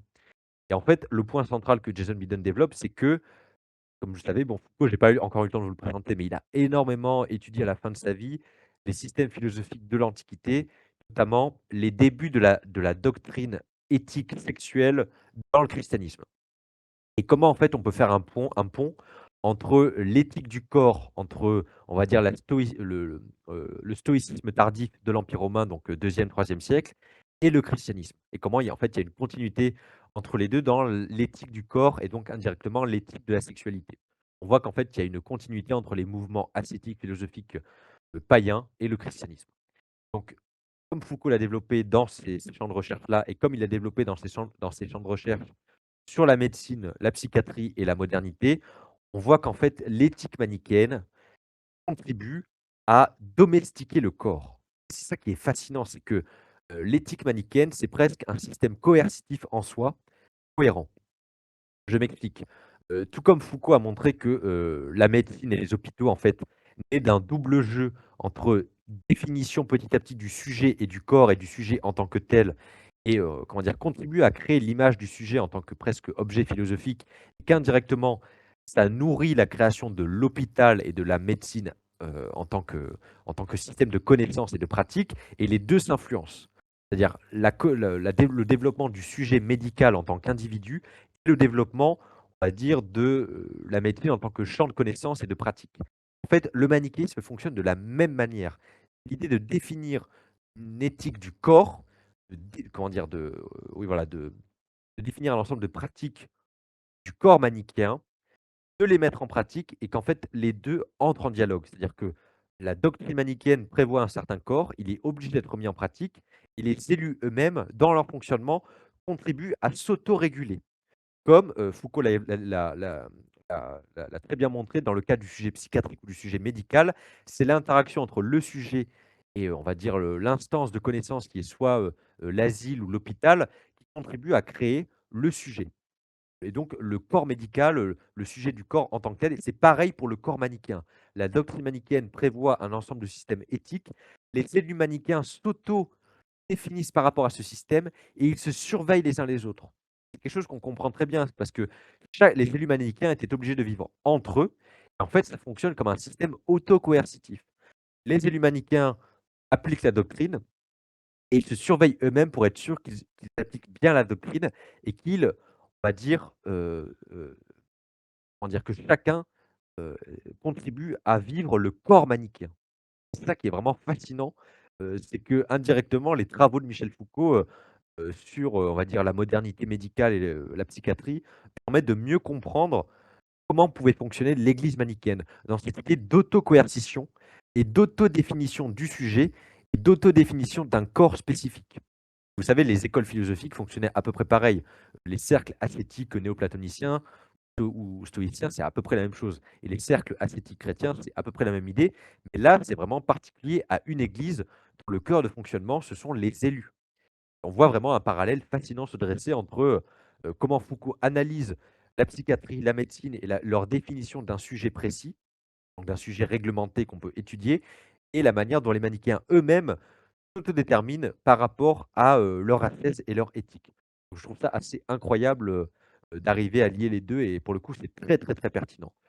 Donc voilà, je crois que je vais, à peu près clore là-dessus. Je vais vite fait résumer les grandes lignes que je voulais vous présenter ce soir. Donc essayer un peu de combler le vide sur la théologie manichéenne que je n'avais fait que brièvement aborder et surtout l'enjeu fondamental que je voulais vous faire saisir ce soir, c'est l'idée qu'en fait ces rituels alimentaires, cette espèce de messe, ces espèces de de repas sacrés en fait, sont vraiment au cœur de l'Église manichéenne et de sa vie liturgique et que sans ces repas-là, en fait, on comprend que la vie de l'Église n'existe plus et que même s'il y a pu avoir des tendances intellectuelles, ascétiques en rupture, elles étaient assez minoritaires et que le cœur de l'Église manichéenne, c'est vraiment cette interaction et cette entraide permanente entre les auditeurs d'un côté et les élus de l'autre. Et l'idée que les uns nourrissent les autres et que les autres bénissent enfin, que les uns bénissent les autres. Donc c'est vraiment cette interaction permanente qui est très importante et qui fonde en fait le cœur de l'Église manichéenne. Donc voilà, je pense que j'ai dit à peu près tous les éléments que je voulais aborder. Il y a d'autres éléments parce que le manichéisme, vous l'avez compris, c'est un sujet qui est au carrefour de plein de courants de pensée intellectuels très riches et très différents les uns les autres. Tu n'as pas compris, ça commence très bien. Pas grave. Voilà, non mais je m'arrête là parce qu'en fait c'était trop ambitieux d'un coup. On reparlera du manichéisme, mais avec un angle d'attaque beaucoup plus précis. En tout cas, je vais essayer. Je vais essayer. Je m'arrête là, chers amis. On en reparlera, ne vous inquiétez pas. Prends la parole. Merci pour la conférence. Ouais, non, ce que j'ai pas compris, c'est, ce que tu expliquais avec Foucault, avec les hôpitaux, le lien avec le manichéisme, j'ai pas très bien C'est pour ça saisi. que ouais, non mais c'est pour ça que c'était peut-être pas une bonne idée d'en parler parce que faudrait que je représente tous les apports de Foucault, mais comment dire? En fait, Foucault a énormément étudié la clinique et la Ouais. naissance de la psychiatrie. Il a même travaillé dans les asiles, donc c'est vraiment un sujet de recherche qui me fascine et l'histoire de la médecine aussi. Et en fait, dans plein d'ouvrages comme dans l'Histoire de la folie, il montre comment, petit à petit, on s'éloigne, je prends l'exemple de la folie, on s'éloigne de la folie, au sens médiéval et antique, à savoir quelqu'un qui est illuminé, qui donc, même s'il est fou, il a un lien avec l'autre monde et on ne le voit pas encore comme un sujet à part et comment petit à petit, au XVIIe et encore plus au XVIIIe siècle, on commence à encadrer et à emprisonner les fous, à les mettre à part de la société et petit à petit, les fous deviennent un objet d'étude médicale. Donc c'est l'idée que, heu, la médecine naissante et la psychiatrie naissante, en quelque sorte, commencent à créer une typologie du fou et à créer, une image en gros, un idéal type du fou, quoi. Et i les 2 sont en interaction. On commence à catégoriser la folie, essayer de la médicaliser et en parallèle, les instances médicales et psychiatriques se développent. Donc c'est un peu l'interaction entre les 2. On Ah crée ouais, un ouais, ouais. sujet à part, que ce soit la folie ou un sujet médical à part, mais la folie, c'est vraiment l'exemple parfait. On crée un sujet médical à part, à savoir le fou Ouais, et en parallèle se développent des instances médicales chargées de gérer les fous. Donc les asiles psychiatriques, la médecine, les neurosciences également, puisque c'est aussi lié et c'est l'interaction entre les 2. Et en fait, il y a un parallèle incroyable à faire avec l'Église manichéenne où on crée un corps idéal, donc le corps des élus manichéens qu'on façonne et qu'on contribue à réguler via une athèse stricte et ce corps rend possible l'Église manichéenne, donc une institution. Et c'est aussi dans un sens beaucoup plus large puisque OK. Foucault, à la fin de sa vie, ce sont ses derniers travaux malheureusement qui sont incroyables, mais il voulait encore aller plus loin, beaucoup intéressé à savoir comment, le christianisme naissant a créé une éthique du corps et comment dans les pères de l'Église, petit à petit, c'est pas apparu d'un coup, hein, le Christ n'a pas développé vraiment une éthique du corps. En tout cas, il n'a pas, développé tout ça, en longueur et donc il observe comment les pères de l'Église s'inspirent de on va dire de la philosophie grecque assez ascétique, donc les stoïciens, les stoïciens principalement en fait, pour créer une éthique du corps chrétien, à savoir le rapport à la virginité, au foyer, au mariage, parce qu'en fait, tout ça se développe petit à petit. Il s'est vraiment penché à la fin de sa vie, comment les pères de l'Église créent un corps chrétien, en fait. Ah Et ouais, aussi ouais. en lien avec, le développement, parce que c'est 3e, 4e siècle, mais ça existait un peu avant. Il a beaucoup étudié comment certains pères de l'Église ont mis en avant une doctrine de la virginité. Là aussi, tu vois? Mettre, OK. comment justement via des discussions intellectuelles, ils mettent en avant un certain type de comportement de corps, lié à une doctrine. Ici, la virginité, puisqu'il y a eu des mouvements suite à ces développements de pères d'Église, notamment Augustin, des mouvements qui ont enfin des mouvements monastiques qui ont énormément mis en avant la virginité dans le courant du 4e, 5e siècle. Et ils montrent comment c'est lié à des développements intellectuels chez Augustin, chez Jérôme et cetera.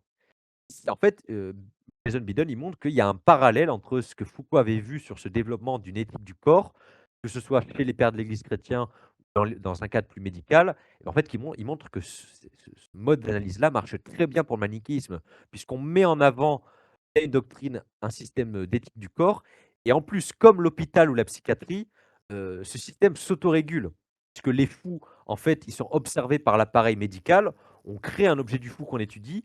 En fait, l'appareil médical contribue à réguler le fou tel qu'il existe, tel qu'on l'a défini. Là, c'est pareil. Ouais. On crée une éthique du corps, celle des élus manichéens, et l'Église manichéenne contribue à réguler la bonne observance comment dire, de l'ascèse manichéenne, vu que les élus s'observent entre eux. Donc c'est la même chose. Donc c'est un Ah, peu ça a l'air compliqué à expliquer, passionnant, hein. hein. Je voulais pas trop rentrer là-dessus parce qu'il faudrait que je réexplique Foucault, mais quand on connaît bien Foucault, on voit que c'est incroyable en fait comme parallèle et que ça marche Ouais. très, très bien, hein. Non, non, mais ouais, ça a l'air passionnant Foucault, hein. Et du coup, ce qu'il explique, c'est que c'est un peu arbitraire quoi, Bah oui, en fait. ce En fait, typologie il du fou, montre quoi. que, oui, totalement. Ah beh, Foucault, lui, faudrait que je vous retrouve, enfin, je l'avais lu, mais j'hésitais à vous faire une conférence sur Foucault. Je sais toujours pas comment vous la faire, hein. Un jour, j'en parlerai, mais Histoire de la folie montre vraiment très bien, même si ça il y a beaucoup de longueur et il y a beaucoup de défauts dans cette thèse, hein. Cette thèse de doctorat soutenue à la Sorbonne devant, j'ai oublié le nom, Hippolyte, voilà, Jean Hippolyte, qui était un de ses maîtres. Et je pourrais vous d'ailleurs vous lire le compte rendu de thèse, il est très intéressant, hein. Et il est un peu fait clasher d'ailleurs, mais bon. C'est un autre folklore, mais en fait, c'est une thèse très intéressante parce que totalement, il montre comment passe lui, il commence un peu à l'époque médiévale, il revient pas jusqu'au à l'Antiquité parce que ce serait trop long, il montre qu'en fait, à l'époque médiévale ou Renaissance, tardive, le fou, en fait, il a encore un peu cette vision chrétienne, à savoir, oui, les fous peuvent mettre des bêtises, mais on comprend que déjà, il y a pas d'idée de catégoriser les fous. C'est une catégorie lâche et vague. Donc on les voit, en fait, comme encore des mystiques ou des illuminés et que même s'ils peuvent être dangereux, dans ce cas-là, ils peuvent être traités, enfin, mis à l'écart de la société, mais que généralement, s'ils ne font pas de mal, on considère qu'ils peuvent, ont une part de sacré en eux, en fait. Ce vieil héritage de l'Antiquité, on les considère pas comme hors du monde, profane ou hors du monde divin. On considère qu'ils ont une part de divin en eux, en fait. Et que petit à petit, notamment via des mesures, liées, alors ils ne le développent pas, mais ça apparaît dans l'Angleterre protestante, par des soucis de mise au travail du peuple, de lutter contre la pauvreté, on commence à comment dire? À emprisonner les pauvres et à les forcer à travailler. Généralement, les fous, la plupart du temps, sont un peu dans cette catégorie-là et on commence également à les emprisonner aussi et en les emprisonnant pour les faire travailler, et ben, on commence à les mettre à part et à les catégoriser. À se dire: «Oh, ils ont un truc à part», donc on les commence déjà à les enfermer et à les mettre à part et petit à petit, il le montre aussi assez bien, mais ce serait long pour expliquer, ils deviennent des sujets médicaux par cet enfermement des pauvres, en fait, qu'on veut Ouais, des faire travailler. cobayes, ouais, ouais. C'est ça. Mais il y a aussi cette idée qu'on les enferme parce qu'au début, ça apparaît dans l'Angleterre du XVIe siècle, on veut les faire travailler avec les lois d'Élisabeth Ier. L'idée en fait de lutter contre la pauvreté et de mettre les pauvres au travail et la plupart des fous étaient un peu des marginaux et donc ils sont un Oui, peu ouais. mis dans ces charrettes-là et en les enfermant et en les cataloguant, on commence à les mettre à part encore plus et ça commence à devenir des sujets d'étude. C'est encore aux prémices, mais il montre que 17e, 18e siècle, là, c'est terminé, ça devient des sujets médicaux. La différence entre le fou et le chaman dans plein de cultures du monde, elle est infime, voire elle est, Oui. tu vois? Et Et en fait, Foucault montre que et la ça, c'est tendance, un peu le processus occidental qui a consisté à faire des fous des sujets médicaux. Après lui, il a beaucoup milité pour ça, hein.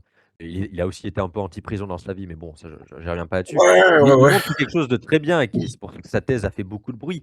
Il montre que c'est un processus historique et donc un peu arbitraire, en fait, cet Mais enfermement des pauvres. oui, oui et puis aujourd'hui, là, on est dans une ère où c'est, c'est très, comment dire? Très pertinent encore comme sujet, hein, le fait de Ah ouais. caractériser, Oui. des traits et cetera et cetera. Il y a eu des expériences d'ailleurs que je dérive un tout petit peu, hein, Vas-y, mais qui vas-y, ont c'est été l'occasion. menées, par rapport au côté diagnostic, où en fait, on a fait croire à des hôpitaux, à des, équipes pluridisciplinaires, on leur envoyait 200 personnes et que sur ces 200 personnes, il y en avait 80 qui avaient des pathologies. ils en ont «pathologisé» entre guillemets, Oui, caractérisé oui, bien je ne sûr. 80 alors qu'en fait, il y en avait aucun, qui Ouais. au préalable n'avait été et en fait, on a un vrai problème avec ça. Et Foucault, en fait, Heu, je vous invite à Qu'est-ce lire qui que ce soit définit la folie d'ailleurs, oui, hein? oui, La folie, c'est pas la bien sûr, pathologie mentale, hein, c'est plus bien précis que sûr, ça. bien sûr, C'est lié au en fait, chaos et à l'incohérence, en fait, mais je vous renvoie à Histoire de la folie, lisez-le un jour. Après, c'est un gros mmh. pavé, hein, mais Beh, si d'ailleurs, vous avez la foi. Et je juste tu devais faire des conférences sur Foucault, excuse-moi, oui, pardon. mais je sais pas encore comment vous le présenter, mais je le ferai un C'est jour. un Mais truc qui m'intéresse énormément, personnellement. ça me ferait plaisir de vous en parler. Mais après, je connais bien, mais c'est juste l'angle d'attaque, comment de quoi vous parlez, en fait, parce qu'il y a beaucoup de choses à dire. Mais il a aussi écrit un ouvrage entier sur naissance de la clinique, parce que lui, il a travaillé en clinique et il s'est beaucoup aussi intéressé à la généalogie. En fait, Foucault est très nietzschéen dans son approche. Dans le, il adore faire la généalogie des concepts. C'est pour ça qu'il est fascinant, en fait, quand il s'intéresse à la folie. Et tu as totalement raison. J'ai pas, j'ai plus les exemples en tête, mais dans Naissance de la folie, Histoire de la folie, pardon, à l'âge classique, je confonds entre Naissance de la clinique et Histoire de la folie à l'âge classique. Il montre très bien que la définition de la folie au début, avant qu'on commence à les enfermer, elle est lâche. Il y a pas de, elle n'est Mais pas bien sûr, médicalisée, on ne sait pas vraiment mais la bien sûr. définir. Et que même après, quand on commence à enfermer les fous, eh ben, on se met à inventer, tu as raison, on se met à inventer des Je grilles je de lecture et je à catégoriser des gens comme fous, alors qu'aujourd'hui, si on avait ces grilles de lecture-là, on dirait: «Mais ils sont pas fous du tout, en fait». je peux apporter 2 Vas-y, vas-y. explications à ça. Il y a le côté atomisation, des communautés organiques. Je vais faire mon Francis Cousin un petit peu Bien sûr. Mais attends, et juste je coupe parce que vas-y. deuxièmement, il y a la toute la relation au rationnel, à Bien sûr, l'irrationnel bien et sûr, cetera et je considère toujours, je suis quelqu'un qui essaie d'être assez sceptique sur des bases, entre guillemets «rationnelles» et tout, mais il y a des gens qui peuvent être réellement, je pense, traversés par des éclairs de génie, des illuminations et cetera, qui en parallèle peuvent avoir un chaos mental et la lucidité peut rendre fou. Je sais que c'est paradoxal, mais la lucidité, hem sur certains sujets, en zoomant sur un être torturé peut donner de la folie. Mais la Ah oui, folie, ouais. ne décrédibilise pas l'intégralité de ce que peut dire ou faire un individu, quoi. C'est juste qu'en effet, il se retrouve dans une position de marginal et en bien sûr, plus de cela, alors là, Foucault, j'imagine qu'il a dû aller là-dedans, il y a un phénomène d'engendrement mutuel. Plus on va tenter de catégoriser ces gens et de les traiter de manière, «industrielle» entre guillemets, de les enfermer et tout, totalement, plus de les camisoler et cetera, plus ça va renforcer. On a totalement. toujours ce même problème Oui, avec les ouais. Totalement, en médicaments, fait, la manière dont on fonctionne le il médical en montre France. très bien. On veut traiter, on invente un peu, un idéal type du fou, on essaye de le soigner et en fait, ça renforce cet idéal type qu'on avait inventé. Dans beaucoup de cas. Dans Oui, beaucoup oui. de cas en tout cas et encore Et aujourd'hui encore plus à l'époque malheureusement, de Foucault, parce que lui, il a commencé dans les années 60-70, c'était encore pire la psychiatrie, en termes de oui, barbarie oui, bien humaine, sûr. hein. Bien sûr, mais il y a encore des choses qui persistent. Oui, bien Il y a de sûr, très, très bonnes évolutions. Il y a des combats avec les lobbies pharmaceutiques. Il y a beaucoup, beaucoup de choses. Il y a le DSM-5 qui peut être intéressant, mais qui peut être aussi un vrai poison. Il y a le formatage des psychiatres, alors que les neurologues et les psychologues ont une vision beaucoup plus, oui, ouverte et holistique de bien la sûr, chose. bien sûr. Il y a beaucoup de choses à dire. Mais du coup, si on en revient au côté organique un petit peu des choses et à au côté finalement, ouais, je dirais ça, quoi. C'est le monde de plus en plus rationalisé, de plus en Oui, plus, totalement, mais tu en vois? fait, Foucault, toute son œuvre, sur la modernité, c'est de montrer la généalogie. Le concept qu'on pourrait croire, comment dire? Ayant une raison d'exister normale en soi parce que c'est rationnel, ça va de soi et en fait, il montre la généalogie de la médecine, de la psychiatrie et il montre que tout ça est très arbitraire. Les Tout à catégories fait. médicales, psychiatriques et même mentales de l'Occident, pour beaucoup qu'on prend aujourd'hui comme allant de soi, sont très arbitraires Déjà, il y a la notion de normalité. et Deuxièmement, surtout alors je t'arrête ensuite je te laisse parler. ouais, vas-y, je Toute t'en prie. son œuvre, en fait, je pourrais la résumer en disant Foucault, peu importe les sujets qu'il a étudiés, la médecine, la folie ou même, l'éthique chrétienne, dans l'Antiquité, c'est l'idée de la construction du sujet. Pas de l'individu, pas de l'âme, du sujet. OK. Sujet médical, corporel, psychiatrique. Comment on invente un sujet, comment on crée un sujet? Parce qu'en fait, le sujet D'ailleurs, médical et le psychiatrique, terme est il est créé. utilisé, hein, comme tel, hein, sujet. Oui, oui. Et il emploie ce terme à dessein parce que pour lui, le sujet, c'est pas l'individu, c'est pas la personne. C'est comment, en fait, un sujet médical, il est créé. Il y a pas de C'est le sujet médical de tout temps, de toute culture, ça n'a jamais existé. C'est l'existant observé, enfin, c'est C'est ça, l'observation qui fait le c'est sujet. ça. Et j'allais terminer sur un truc qui revient, je pense, complètement dans le cadre de la conférence. Il y a la notion, un peu, j'ai l'impression sacrificielle, de si on aussi Les élus? bien si on parle du fou ou, de ceux qui s'autorégulent et qui sont, finalement assujettis, à la pas assujettis, mais, comment dire? Pas dépendants, tributaires, de la nourriture qu'on leur apporte et cetera et cetera. Il y a ce côté un peu sacrificiel aussi, je trouve, hem, je Ah est-ce oui, qu'on oui, en ils se revient sacrifient pour la communauté, ouais, ouais. comment? Est-ce ouais, en tout cas, si on en revient peut-être aux manichéens, je ne sais pas, mais par la suite, il y a ce côté, en tout cas le chaman et tout, c'est quelqu'un de «sacrifié» entre guillemets aussi, quoi. C'est pas forcément le bouc émissaire, mais il y a ce truc-là de comment on appelle ça? C'était Guénon? Excusez-moi, non, Girard, Girard. Girard, oui, oui, René Girard, pardon. Il y a un truc de cet ordre-là aussi, quoi. C'est l'individu marginal, qui va cristalliser tout un tas de choses, voilà. Alors, soit il a une place qui est reconnue, là, on va plutôt être dans le cadre des chamans et cetera, soit petit à petit, il a une place qui est, exclue et voire même, un petit peu violentée, quoi. Enfin, bref. Est-ce que tu vois l'idée de peut-être de sacrifice un petit peu à Oui, travers tout ce que tu as dit dans bah, l'autorégulation, la il y a quelque chose bah, quand même, hein? en fait, il y a l'idée que l'élu manichéen lui prend toute la dureté de l'ascèse, de la rupture avec le monde pour les auditeurs et qu'en échange, les auditeurs lui apportent la nourriture et il les bénit et fait ressortir la lumière qui retombe sur les auditeurs. Mais, l'élu manichéen, lui, on lui apporte à manger certes et Augustin s'en moque beaucoup, hein, donc un peu comme les laïcs chrétiens qui nourrissaient les prêtres en leur avec les dîmes, hein, donc c'est un peu la même chose. Mais déjà là, les élus manichéens ne demandaient pas d'argent. Bah, il y a les auditeurs devaient donner un dixième de leurs revenus, mais c'est pour l'Église, c'est pas pour les élus. Donc, on imagine que c'est pour la liturgie, des conneries comme ça, les Oui, manuscrits. c'est pour un ensemble. Les auditeurs, eux, leur seule obligation, c'est de nourrir les élus une fois par jour. Donc ça veut dire que l'ascèse manichéenne, en fait, c'est pas une rupture totale avec le monde parce que, le corps manichéen et ça, on l'a très mal compris et c'est pour ça que Biden est incroyable là-dessus, c'est pas un gnostique, qui se suicide dans le désert. Il doit être bien encadré, il doit survivre, il doit bien vivre pour faire ressortir la lumière. Et donc oui, l'élu Mmh. manichéen, lui, il prend tout le risque des persécutions déjà, parce que lui, il porte l'Église littéralement, hein. C'est lui qui s'occupe d'instruire les fidèles, c'est lui qui est le prêtre en fait, et c'est lui qui prend toutes les contritions, donc pas manger de viande, pas avoir de rapport sexuel, pas avoir de propriété. Mais en échange, voilà, il bénit les autres et les autres lui apportent, la nourriture, quoi. Ouais, ouais. Heu, Beden à ne pas confondre avec Bidon, hein. J'ai l'impression Oui, qu'ils voilà, disent je Bidon, sais. Ouais, j'essaye de pas trop, mais c'est Bedoun en fait, Badoun, ouais. tout le monde le Jason prononce Badoun. différemment, mais, on va dire Bedoun, ouais. Mais incroyable Jason, exceptionnel, hein, incroyable. Bah, c'est passionnant, ouais, c'est C'est un type mais C'est incroyable. moi je intéressant. Oh pardon, ouais. Vas-y, vas-y.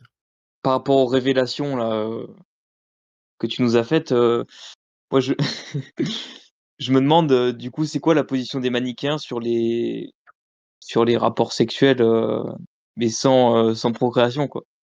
Ah, je sais pas Très parce bonne que question, je très crois bonne qu'en question. fait je crois qu'en fait, honnêtement, je me suis aussi posé la question parce que beaucoup d'auteurs chrétiens ont accusé les gnostiques de forniquer pour le plaisir. Je sais pas. Moi, je ne pense pas que c'était promu quand même parce que même les élus manichéens qui n'ont pas le droit qui sont obligés d'être célibataires, donc la sexualité est quand même pas bien vue. C'est des élus manichéens. Là je sais pas pour les auditeurs, mais l'idée était quand même que je pense qu'ils forment des couples chastes. Je pense que c'était ça un peu l'idéal qui était voulu pour les auditeurs, heu, mais c'est c'est difficile à dire, mais je pense que c'était ça parce qu'il y a aussi l'idée que les auditeurs, contrairement à ce qu'on pense, Augustin s'est beaucoup moqué en disant: «Oui, les auditeurs, vous êtes les vaches à lait des élus, vous les nourrissez, vous êtes leurs larbins». Mais en fait, on comprend que, les auditeurs et les élus forment la même église et que chacun est amené à progresser dans l'ascèse. Et donc indirectement, les auditeurs qui ont envie de progresser sont invités à devenir des élus. La porte est pas du tout fermée, au contraire. Donc moi, je pense pas qu'il y ait eu une promotion des rapports sexuels, débridés, hein. Oui, oui, Non, mais par contre une tolérance, ou une Peut-être une tolérance plus grande que dans l'église de base, mais après, même les chose de chrétiens lisse. de l'époque, même le christianisme nicéen à l'époque, il avait pas prétention à réguler les rapports sexuels, hein. Faut pas se faire Oui, de bah, faut pas oui, se faire oui, d'image non oui, faut plus, hein. pas ouais, c'est L'église clair. manichéenne non plus, en fait, le seul moment où tu pouvais être obligé, c'est si tu devenais un élu, mais si à partir du moment où tu es un auditeur, on te laisse libre d'évoluer dans le monde profane, donc à partir de là, on peut pas tout interdire. On peut en fait, c'est pas le statut. Tu Tu des peux vrai véganes libertins, quoi, quelque part. Non, pas les élus. Non, non, les Non, élus je interdiction totale. plaisante, je plaisante. Mais d'ailleurs, c'est un point très intéressant et j'espère que Zach va prendre la parole, mais indirectement, les manichéens sont contre les véganes. Parce que je l'ai dit, c'est important de mettre, en lumière l'idée que c'est la pratique qui est importante pour le manichéisme, Ouais. l'idée qu'il y ait ces rituels en commun. Et si, on va dire quelqu'un ne s'intéresse pas à ces rituels de lumière et qui mange des légumes juste pour manger des légumes, ça n'a aucun sens. Si par exemple, il mange des légumes, mais que c'est un connard, qui donne pas, qui ne donne pas d'aumône aux pauvres Oui, oui, que ça ou voilà, s'inscrit ça pas n'a dans ouais, ça le n'a aucun sens, en fait. Ah voilà, Nord, si tu nous entends. Par contre, il y a un autre point que j'ai pas eu le temps de que j'ai oublié de ah, elle est pas développer, là. c'est que, les mani Augustin s'en moque aussi, mais c'est logique d'un point de vue manichéen, mais ça peut être vu comme un peu méchant. C'est que, les manichéens ne voyaient d'un très mauvais œil qu'on donne de la bonne nourriture aux pauvres. C'est-à-dire, il ne faut pas donner trop de nourriture qui contienne de la lumière aux pauvres. Sous-entendu, si on leur donne du pain ou de la viande, ça va, et si on leur donne beaucoup de fruits, c'est une mauvaise idée parce que, par leur mauvais comportement, si ces pauvres-là ne sont pas manichéens, ils peuvent emprisonner la lumière. Ouais, Ouais, donc il y a quand même il un faut côté un peu aristocratique, quoi. Ah, n étudier le oui et truc un non. peu en profondeur, quoi. Voilà, C'est en c'est-à-dire qu'en quelle fait langue? C'est en quelle langue déjà de base, ce qu'on a de quoi? aujourd'hui du manichéisme? Plein de langues, des tonnes. Tonnes. Copte. Grec, latin, copte, syriaque, Ah, quand même! pélévide, moyen iranien, chinois, sogdien, bactrien, turc, ouïghour. Ah ouais! Non, mais j'ai Et loupé et des à l'ori épisodes. et à l'origine, il y a plein de sources, mais on en a très, très peu. Il y en avait en araméen et il y en a aussi en syriaque, pardon. Ah, j'étais Il y a étonné qu'il y ait aussi pas des sources, mais si on compte les sources manichéennes et qui ou alors les sources qui parlent des manichéens, il y a aussi syriaque, araméen, qu'on on en a quasiment plus. Il y en a énormément d'auteurs arabes d'époque abbasside, hein, énormément. OK. Donc c'est très, très large. Et en Ouais, fait, c'est impressionnant. je vais essayer de défendre les manichéens face à Zertor, c'est cohérent. Tu peux donner des aumônes de nourriture profane à tout le monde, en fait, à des personnes qui sont non manichéennes, mais par exemple, un pauvre qui n'est pas manichéen, il ne faut pas que tu lui donnes de la nourriture qui contienne trop de lumière comme des fruits ou des légumes parce que si le pauvre, imaginons chez un junkie ou un libertin, bah, il va emprisonner la lumière. Ah non, mais je disais pas aristocratique, dans un sens péjoratif, hein, au contraire. Je disais ça plutôt dans un sens amélioratif, hein. Ah d'accord, d'accord. Anticipe Parce que les là, critiques. quand tu parles de pauvres, tu parles que de «finances» entre guillemets ou Bah, en il y a fait, un c'est autre l'idée terme, il y a une autre idée derrière? non, non, en fait, c'est l'idée parce que les manichéens, en fait, vous l'avez compris, j'ai pas le temps de rappeler le manichéisme. On a fait, 4 heures, 5 heures de conférence sur le sujet, donc je vais vous Oui, dire au oui, tout revoir. à fait et puis j'en ai C'est qu'en loupé une fait, partie. Mani, donc le fondateur de cette, noble religion disparue, a toujours cherché à imiter le Christ et les manichéens se sont très souvent représentés comme les vrais chrétiens face aux autres chrétiens et indirectement, c'est vrai et faux parce que le manichéisme est dans la galaxie biblique, même s'il y a encore d'autres influences. Et donc l'idée, c'est quand même, il y a cette idée de vœu de pauvreté. Les élus ne doivent rien posséder, à part Mmh. la nourriture et le vêtement. Ils doivent rejeter la propriété. Ils doivent vivre dans la pauvreté, un peu comme des franciscains avant l'heure. Et donc, ils doivent aussi faire des aumônes, comme les musulmans ou les chrétiens. Ils doivent un peu donner aux pauvres, c'est leur obligation, quoi. Les auditeurs manichéens sont aussi, invités à, aider les pauvres, qu'ils soient manichéens ou non d'ailleurs. Et juste, il y a cet axiome qui revient dans les sources manichéennes, à savoir, il faut éviter de donner de la nourriture qui contient beaucoup de lumière, comme des fruits ou des légumes, à des non manichéens pauvres, parce que sinon ils pourraient, rendre prisonnier cette lumière. Mais c'est en accord avec la doctrine. Mais après, ça interdit pas de leur donner de la nourriture, on va dire plus lambda comme du pain ou de la viande, je sais pas moi, ou des sucreries. C'est intéressant quand même parce que faudrait que je lise un peu plus ou que je réécoute la conférence sur l'éthique manichéenne là, qui Ouais, commence avec une musique jazzy très agréable d'ailleurs. ouais, ouais, je me suis fait plaisir, Hem, hein. c'est comme s'il y avait quand même une sorte de quantité de lumière, comme une quantité de C'est matière, ça, ouais, limitée. C'est hyper intéressant. Je exactement. Non, mais c'est c'est exactement ça c'est et le particulier cer quand même, hein. Ça s'éloigne un peu de ce qui peut être de l'ordre, je sais pas, de l'éternel ou de l'infini ou on est quand même dans enfin, et en fait, c'est particulier comme, je trouve comme oui, c'est une approche. religion, qui a duré pendant plus d'un millénaire, hein, qui s'est éteint au au XVIe-XVIIe siècle quand même, donc c'est pas si lointain que ça et c'est une religion qui est au carrefour de plein d'influences, qui est très étrange, mais en même temps fascinante et tu as tout à fait raison et d'ailleurs, le serveur américain néo-manichéen, eux, leur argument, c'est de dire: «Pas assez de lumière n'a été il y a encore plein de lumière qui n'a pas encore été libérée. Il faut, donc continuer l'Église». Donc c'est vrai que mais je trouve ça fascinant parce qu'indirectement, cette doctrine de il y a pas assez de quantité de lumière qui a été libérée, ça veut dire que dans l'optique manichéenne, contrairement à, on va dire un peu dire au christianisme ou même à plein d'autres religions, le manichéen a un rôle incroyable dans, l'univers, en fait.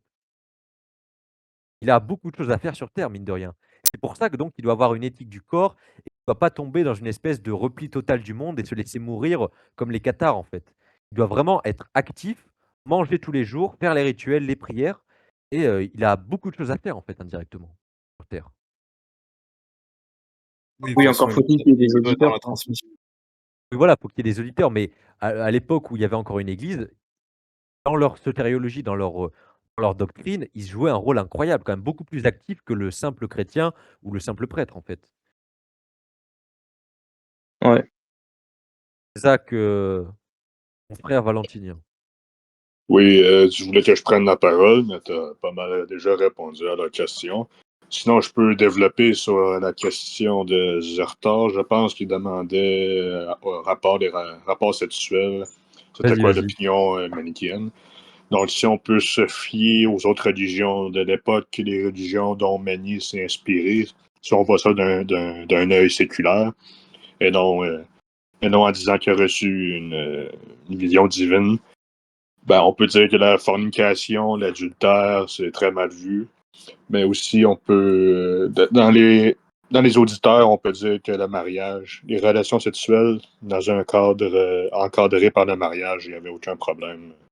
C'est sûr qu'on peut, pour les élus manichéens plus zélés, pourraient faire l'argument que avoir des rapports sexuels, c'est céder à l'ombre qui est en nous, aux ténèbres, en, en se laissant aller à nos désirs charnels. Mais d'autres élus manichéens qui étaient moins zélés pourraient simplement voir ça d'un bon œil parce que s'il n'y a plus d'auditeurs qui font d'enfants, ben, à un moment donné, il n'y aura plus d'auditeurs pour apporter de la nourriture aux élus. Donc, s'il n'y a personne qui apporte de la nourriture aux élus, aucune lumière ne pourra être libérée. S'il n'y a pas de lumière qui est libérée, ben, l'univers ne pourra pas être racheté. Donc, logiquement, on peut venir à cette conclusion-là, même s'il n'y a pas de texte manichéen qui nous a survécu, qui parle de ça en profondeur. Mais c'est vrai que ça, c'est un peu une contradiction, du coup. Enfin, si le manichéisme promet le fait de faire moins d'enfants, tout ça, Mhm. Mais c'est sûr, quand, quand on creuse, quand on creuse dans le passé d'une religion, peu importe c'est laquelle, on peut trouver une contradiction à Bah, gauche ou à droite. après, oui et non, parce que je crois que les manichéens étaient assez clairs sur la nature humaine. Ils étaient tout à fait conscients que l'humanité entière n'avait pas envie de devenir des élus. Donc ils savaient très bien que l'humanité, allait continuer, quoi qu'il arrive jusqu'à ce que la fin des temps advienne. Donc je pense que c'est pas aussi incohérent que ça parce que même si l'élu, c'est un peu le stade de base, de l'Église, c'était très peu de gens qui étaient vraiment, qui avaient vraiment les épaules et l'envie de devenir des élus, donc c'est pour ça que je pense il y a pas de doctrine claire sur les rapports sexuels des auditeurs parce que les auditeurs, comme je l'ai dit, ils ont le droit de vivre dans le monde profane. Donc à partir de là, même s'ils sont des enfants, ils sont pas exclus de l'Église, c'est juste ils sont pas encouragés et ils ont le droit, en oui, fait. voilà, oui, oui, c'est ce que tu as dit, ouais, c'est au bout d'un moment, tu dit qu'ils sont quand même pas encouragés. Mais si Voilà. les élus, ils n'encouragent pas les auditeurs à faire des enfants et qu'à côté, bah, les païens, ils se reproduisent comme des rats, entre guillemets, Ah, enfin, il y a plus de comment? Ça crée après plus de ouais, mais après le choses, quoi. problème, c'est qu'on peut pas comprendre comment le manichéisme a eu autant de succès aujourd'hui parce qu'à l'époque où le Magnier, a vécu donc au IIIe siècle, des mouvements crypto-chrétiens, qui se battaient pour savoir qui était le plus ascétique, il y en avait plein. Donc on va dire, ça pouvait séduire beaucoup plus de monde, cette idée d'ascèse, coupée du monde, un peu, en rupture avec le monde profane. Même des païens, il y en avait plein dans les mouvements, philosophiques. Donc c'est pour ça que ça a marché aussi. C'est vrai qu'aujourd'hui, ça aurait aucun sens parce qu'on se dirait en termes démographiques, ça n'a Ça ne marcherait pas d'ailleurs, bon je le publierai jamais, mais j'avais enregistré en solo, où je lisais un chapitre de quelqu'un qui parlait du manichéisme. À la fin, il disait et c'est vrai que c'est un peu suicidaire cette doctrine, indirectement.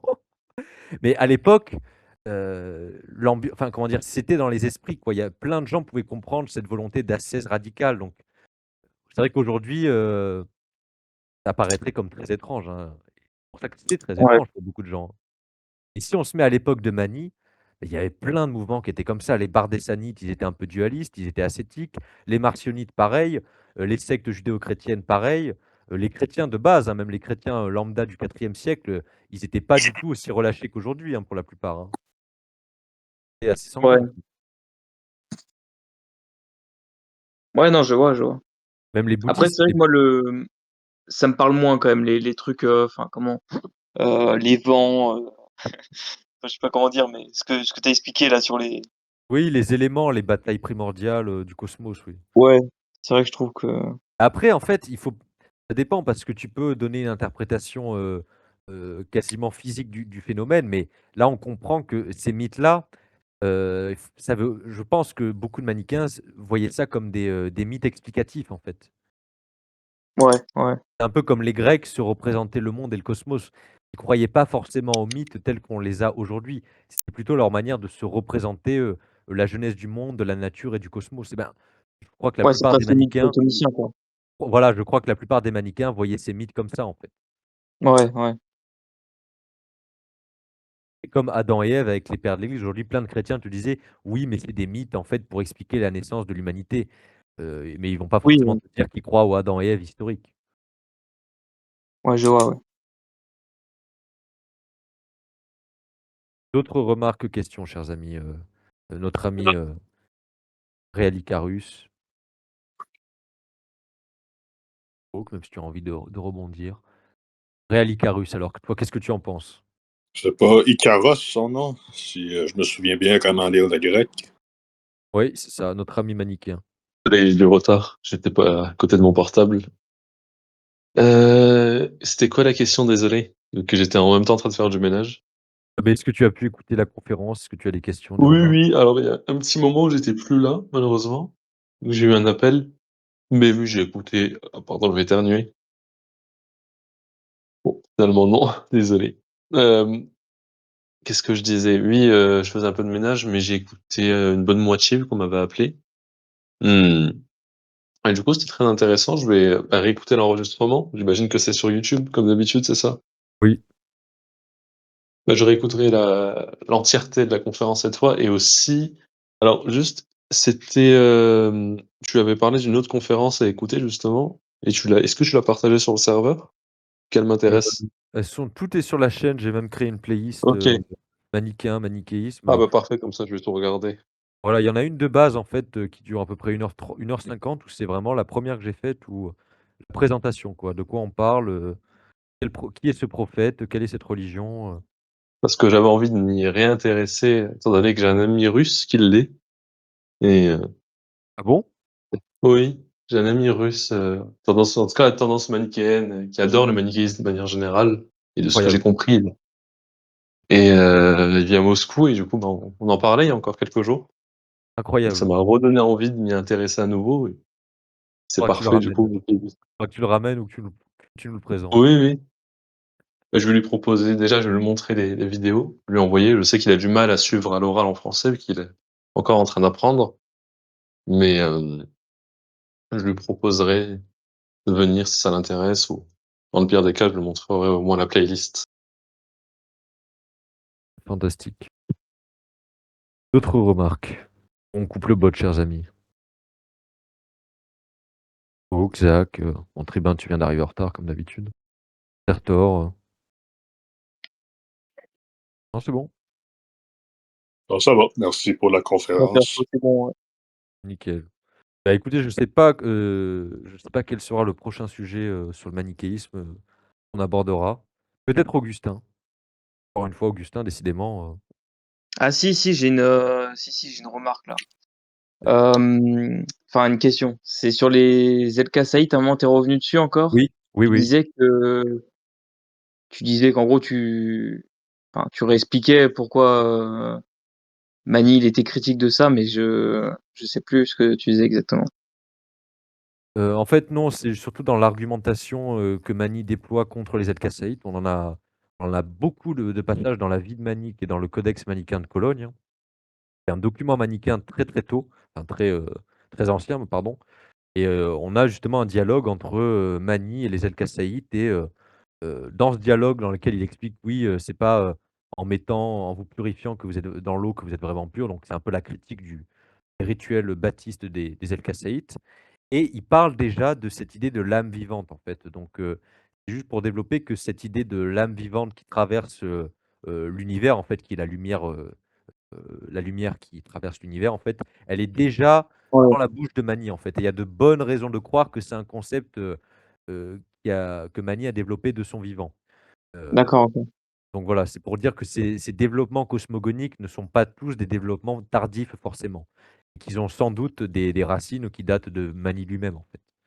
Mais, je pensais peut-être, je ne sais pas ce que vous en pensez, dites-moi parce que ça n'aura pas lieu avant un certain temps, mais, heu, si jamais je reparle de manichéisme et je le referai sans doute, mais peut-être refaire un point peut-être justement sur les Elkassaïtes et les judéo-chrétiens de la région ou alors peut-être parler d'Augustin encore. Ça dire aussi. Franchement, je suis chaud que tu parles d'Augustin encore. Moi, je Ah, veux savoir pourquoi il parle de sperme là, pourquoi il prend son seum. mais honnêtement, il y a des passages où tu sens toute la haine qu'il a, ouais, le seum, hein, comme tu dis, mais le seum avant l'heure, hein. Vraiment, il est malhonnête, hein, quand il s'en prend, alors que la plupart, c'est des anciens amis à lui qui l'ont aidé.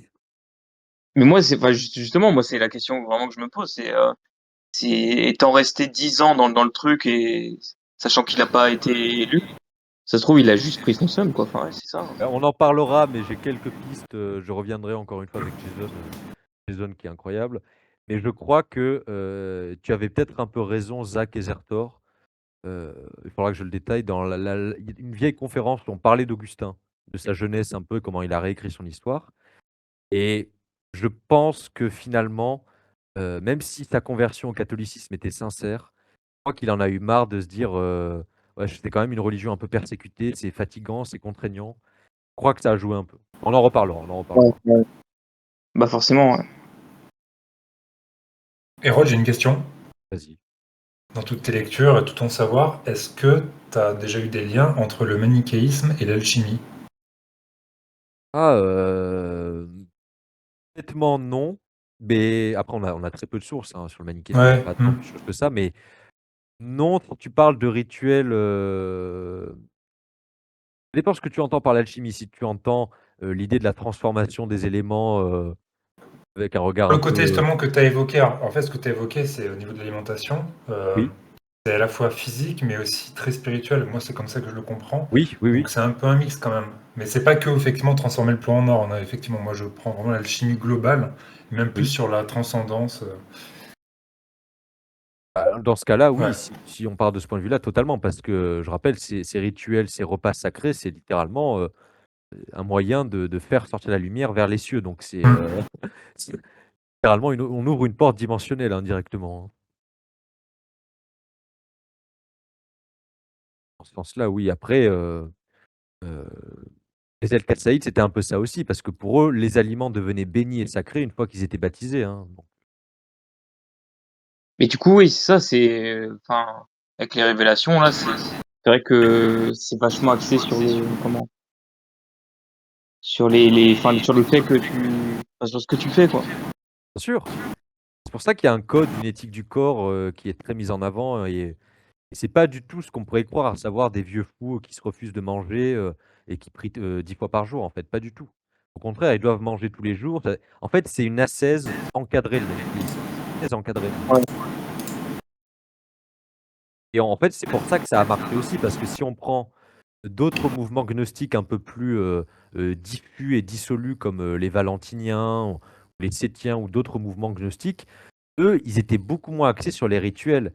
Et on comprend que si c'est juste de la spéculation intellectuelle, bah, ça a duré beaucoup moins de temps. Alors que là, les manichéens ont été persécutés de toutes parts et pourtant ils ont survécu plus d'un millénaire et demi quasiment.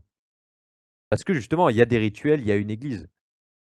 Et sans rituel, je pense pas que ça aurait duré très longtemps. ouais. Mais c'était quoi, du coup, les derniers manichéens? Parce que tu disais que ça s'est terminé au 16e, 17e? Bah, en fait, ça dépend parce que en Chine centrale, en Chine telle qu'on la connaît, c'est 14e. Mais dans des régions très tropicales et reculées de la Chine vers, qui se rapproche du coup du Japon, hein, vers la Chine de l'Est, alors ça fait débat, mais on a retrouvé des dédicaces manichéennes. Enfin, les temples, eux, existent, mais ils ont été transformés en temples bouddhistes, donc ils ont disparu. Mais les dernières dédicaces manichéennes, c'est dans les années, 1600 en fait. Et c'est Ah un ouais, manichéisme qu'on peut supposer très bouddhisé, mais c'est des signes qui montrent que oui, il y a encore une croyance en Mani, quoi. C'est très, d'accord. très pro on dirait c'est pas si lointain que ça, hein. Bah ouais, D'ailleurs, c'est très, très mal connu ces derniers manichéens, mais on voit qu'en fait, au fur et à mesure que les persécutions avançaient, le manichéisme, il a avancé vers l'est en fait, jusqu'à quasiment, l'océan Pacifique. ouais. C'est incroyable, hein, pour une religion née en Mésopotamie, hein. Bah, c'est ça, ouais.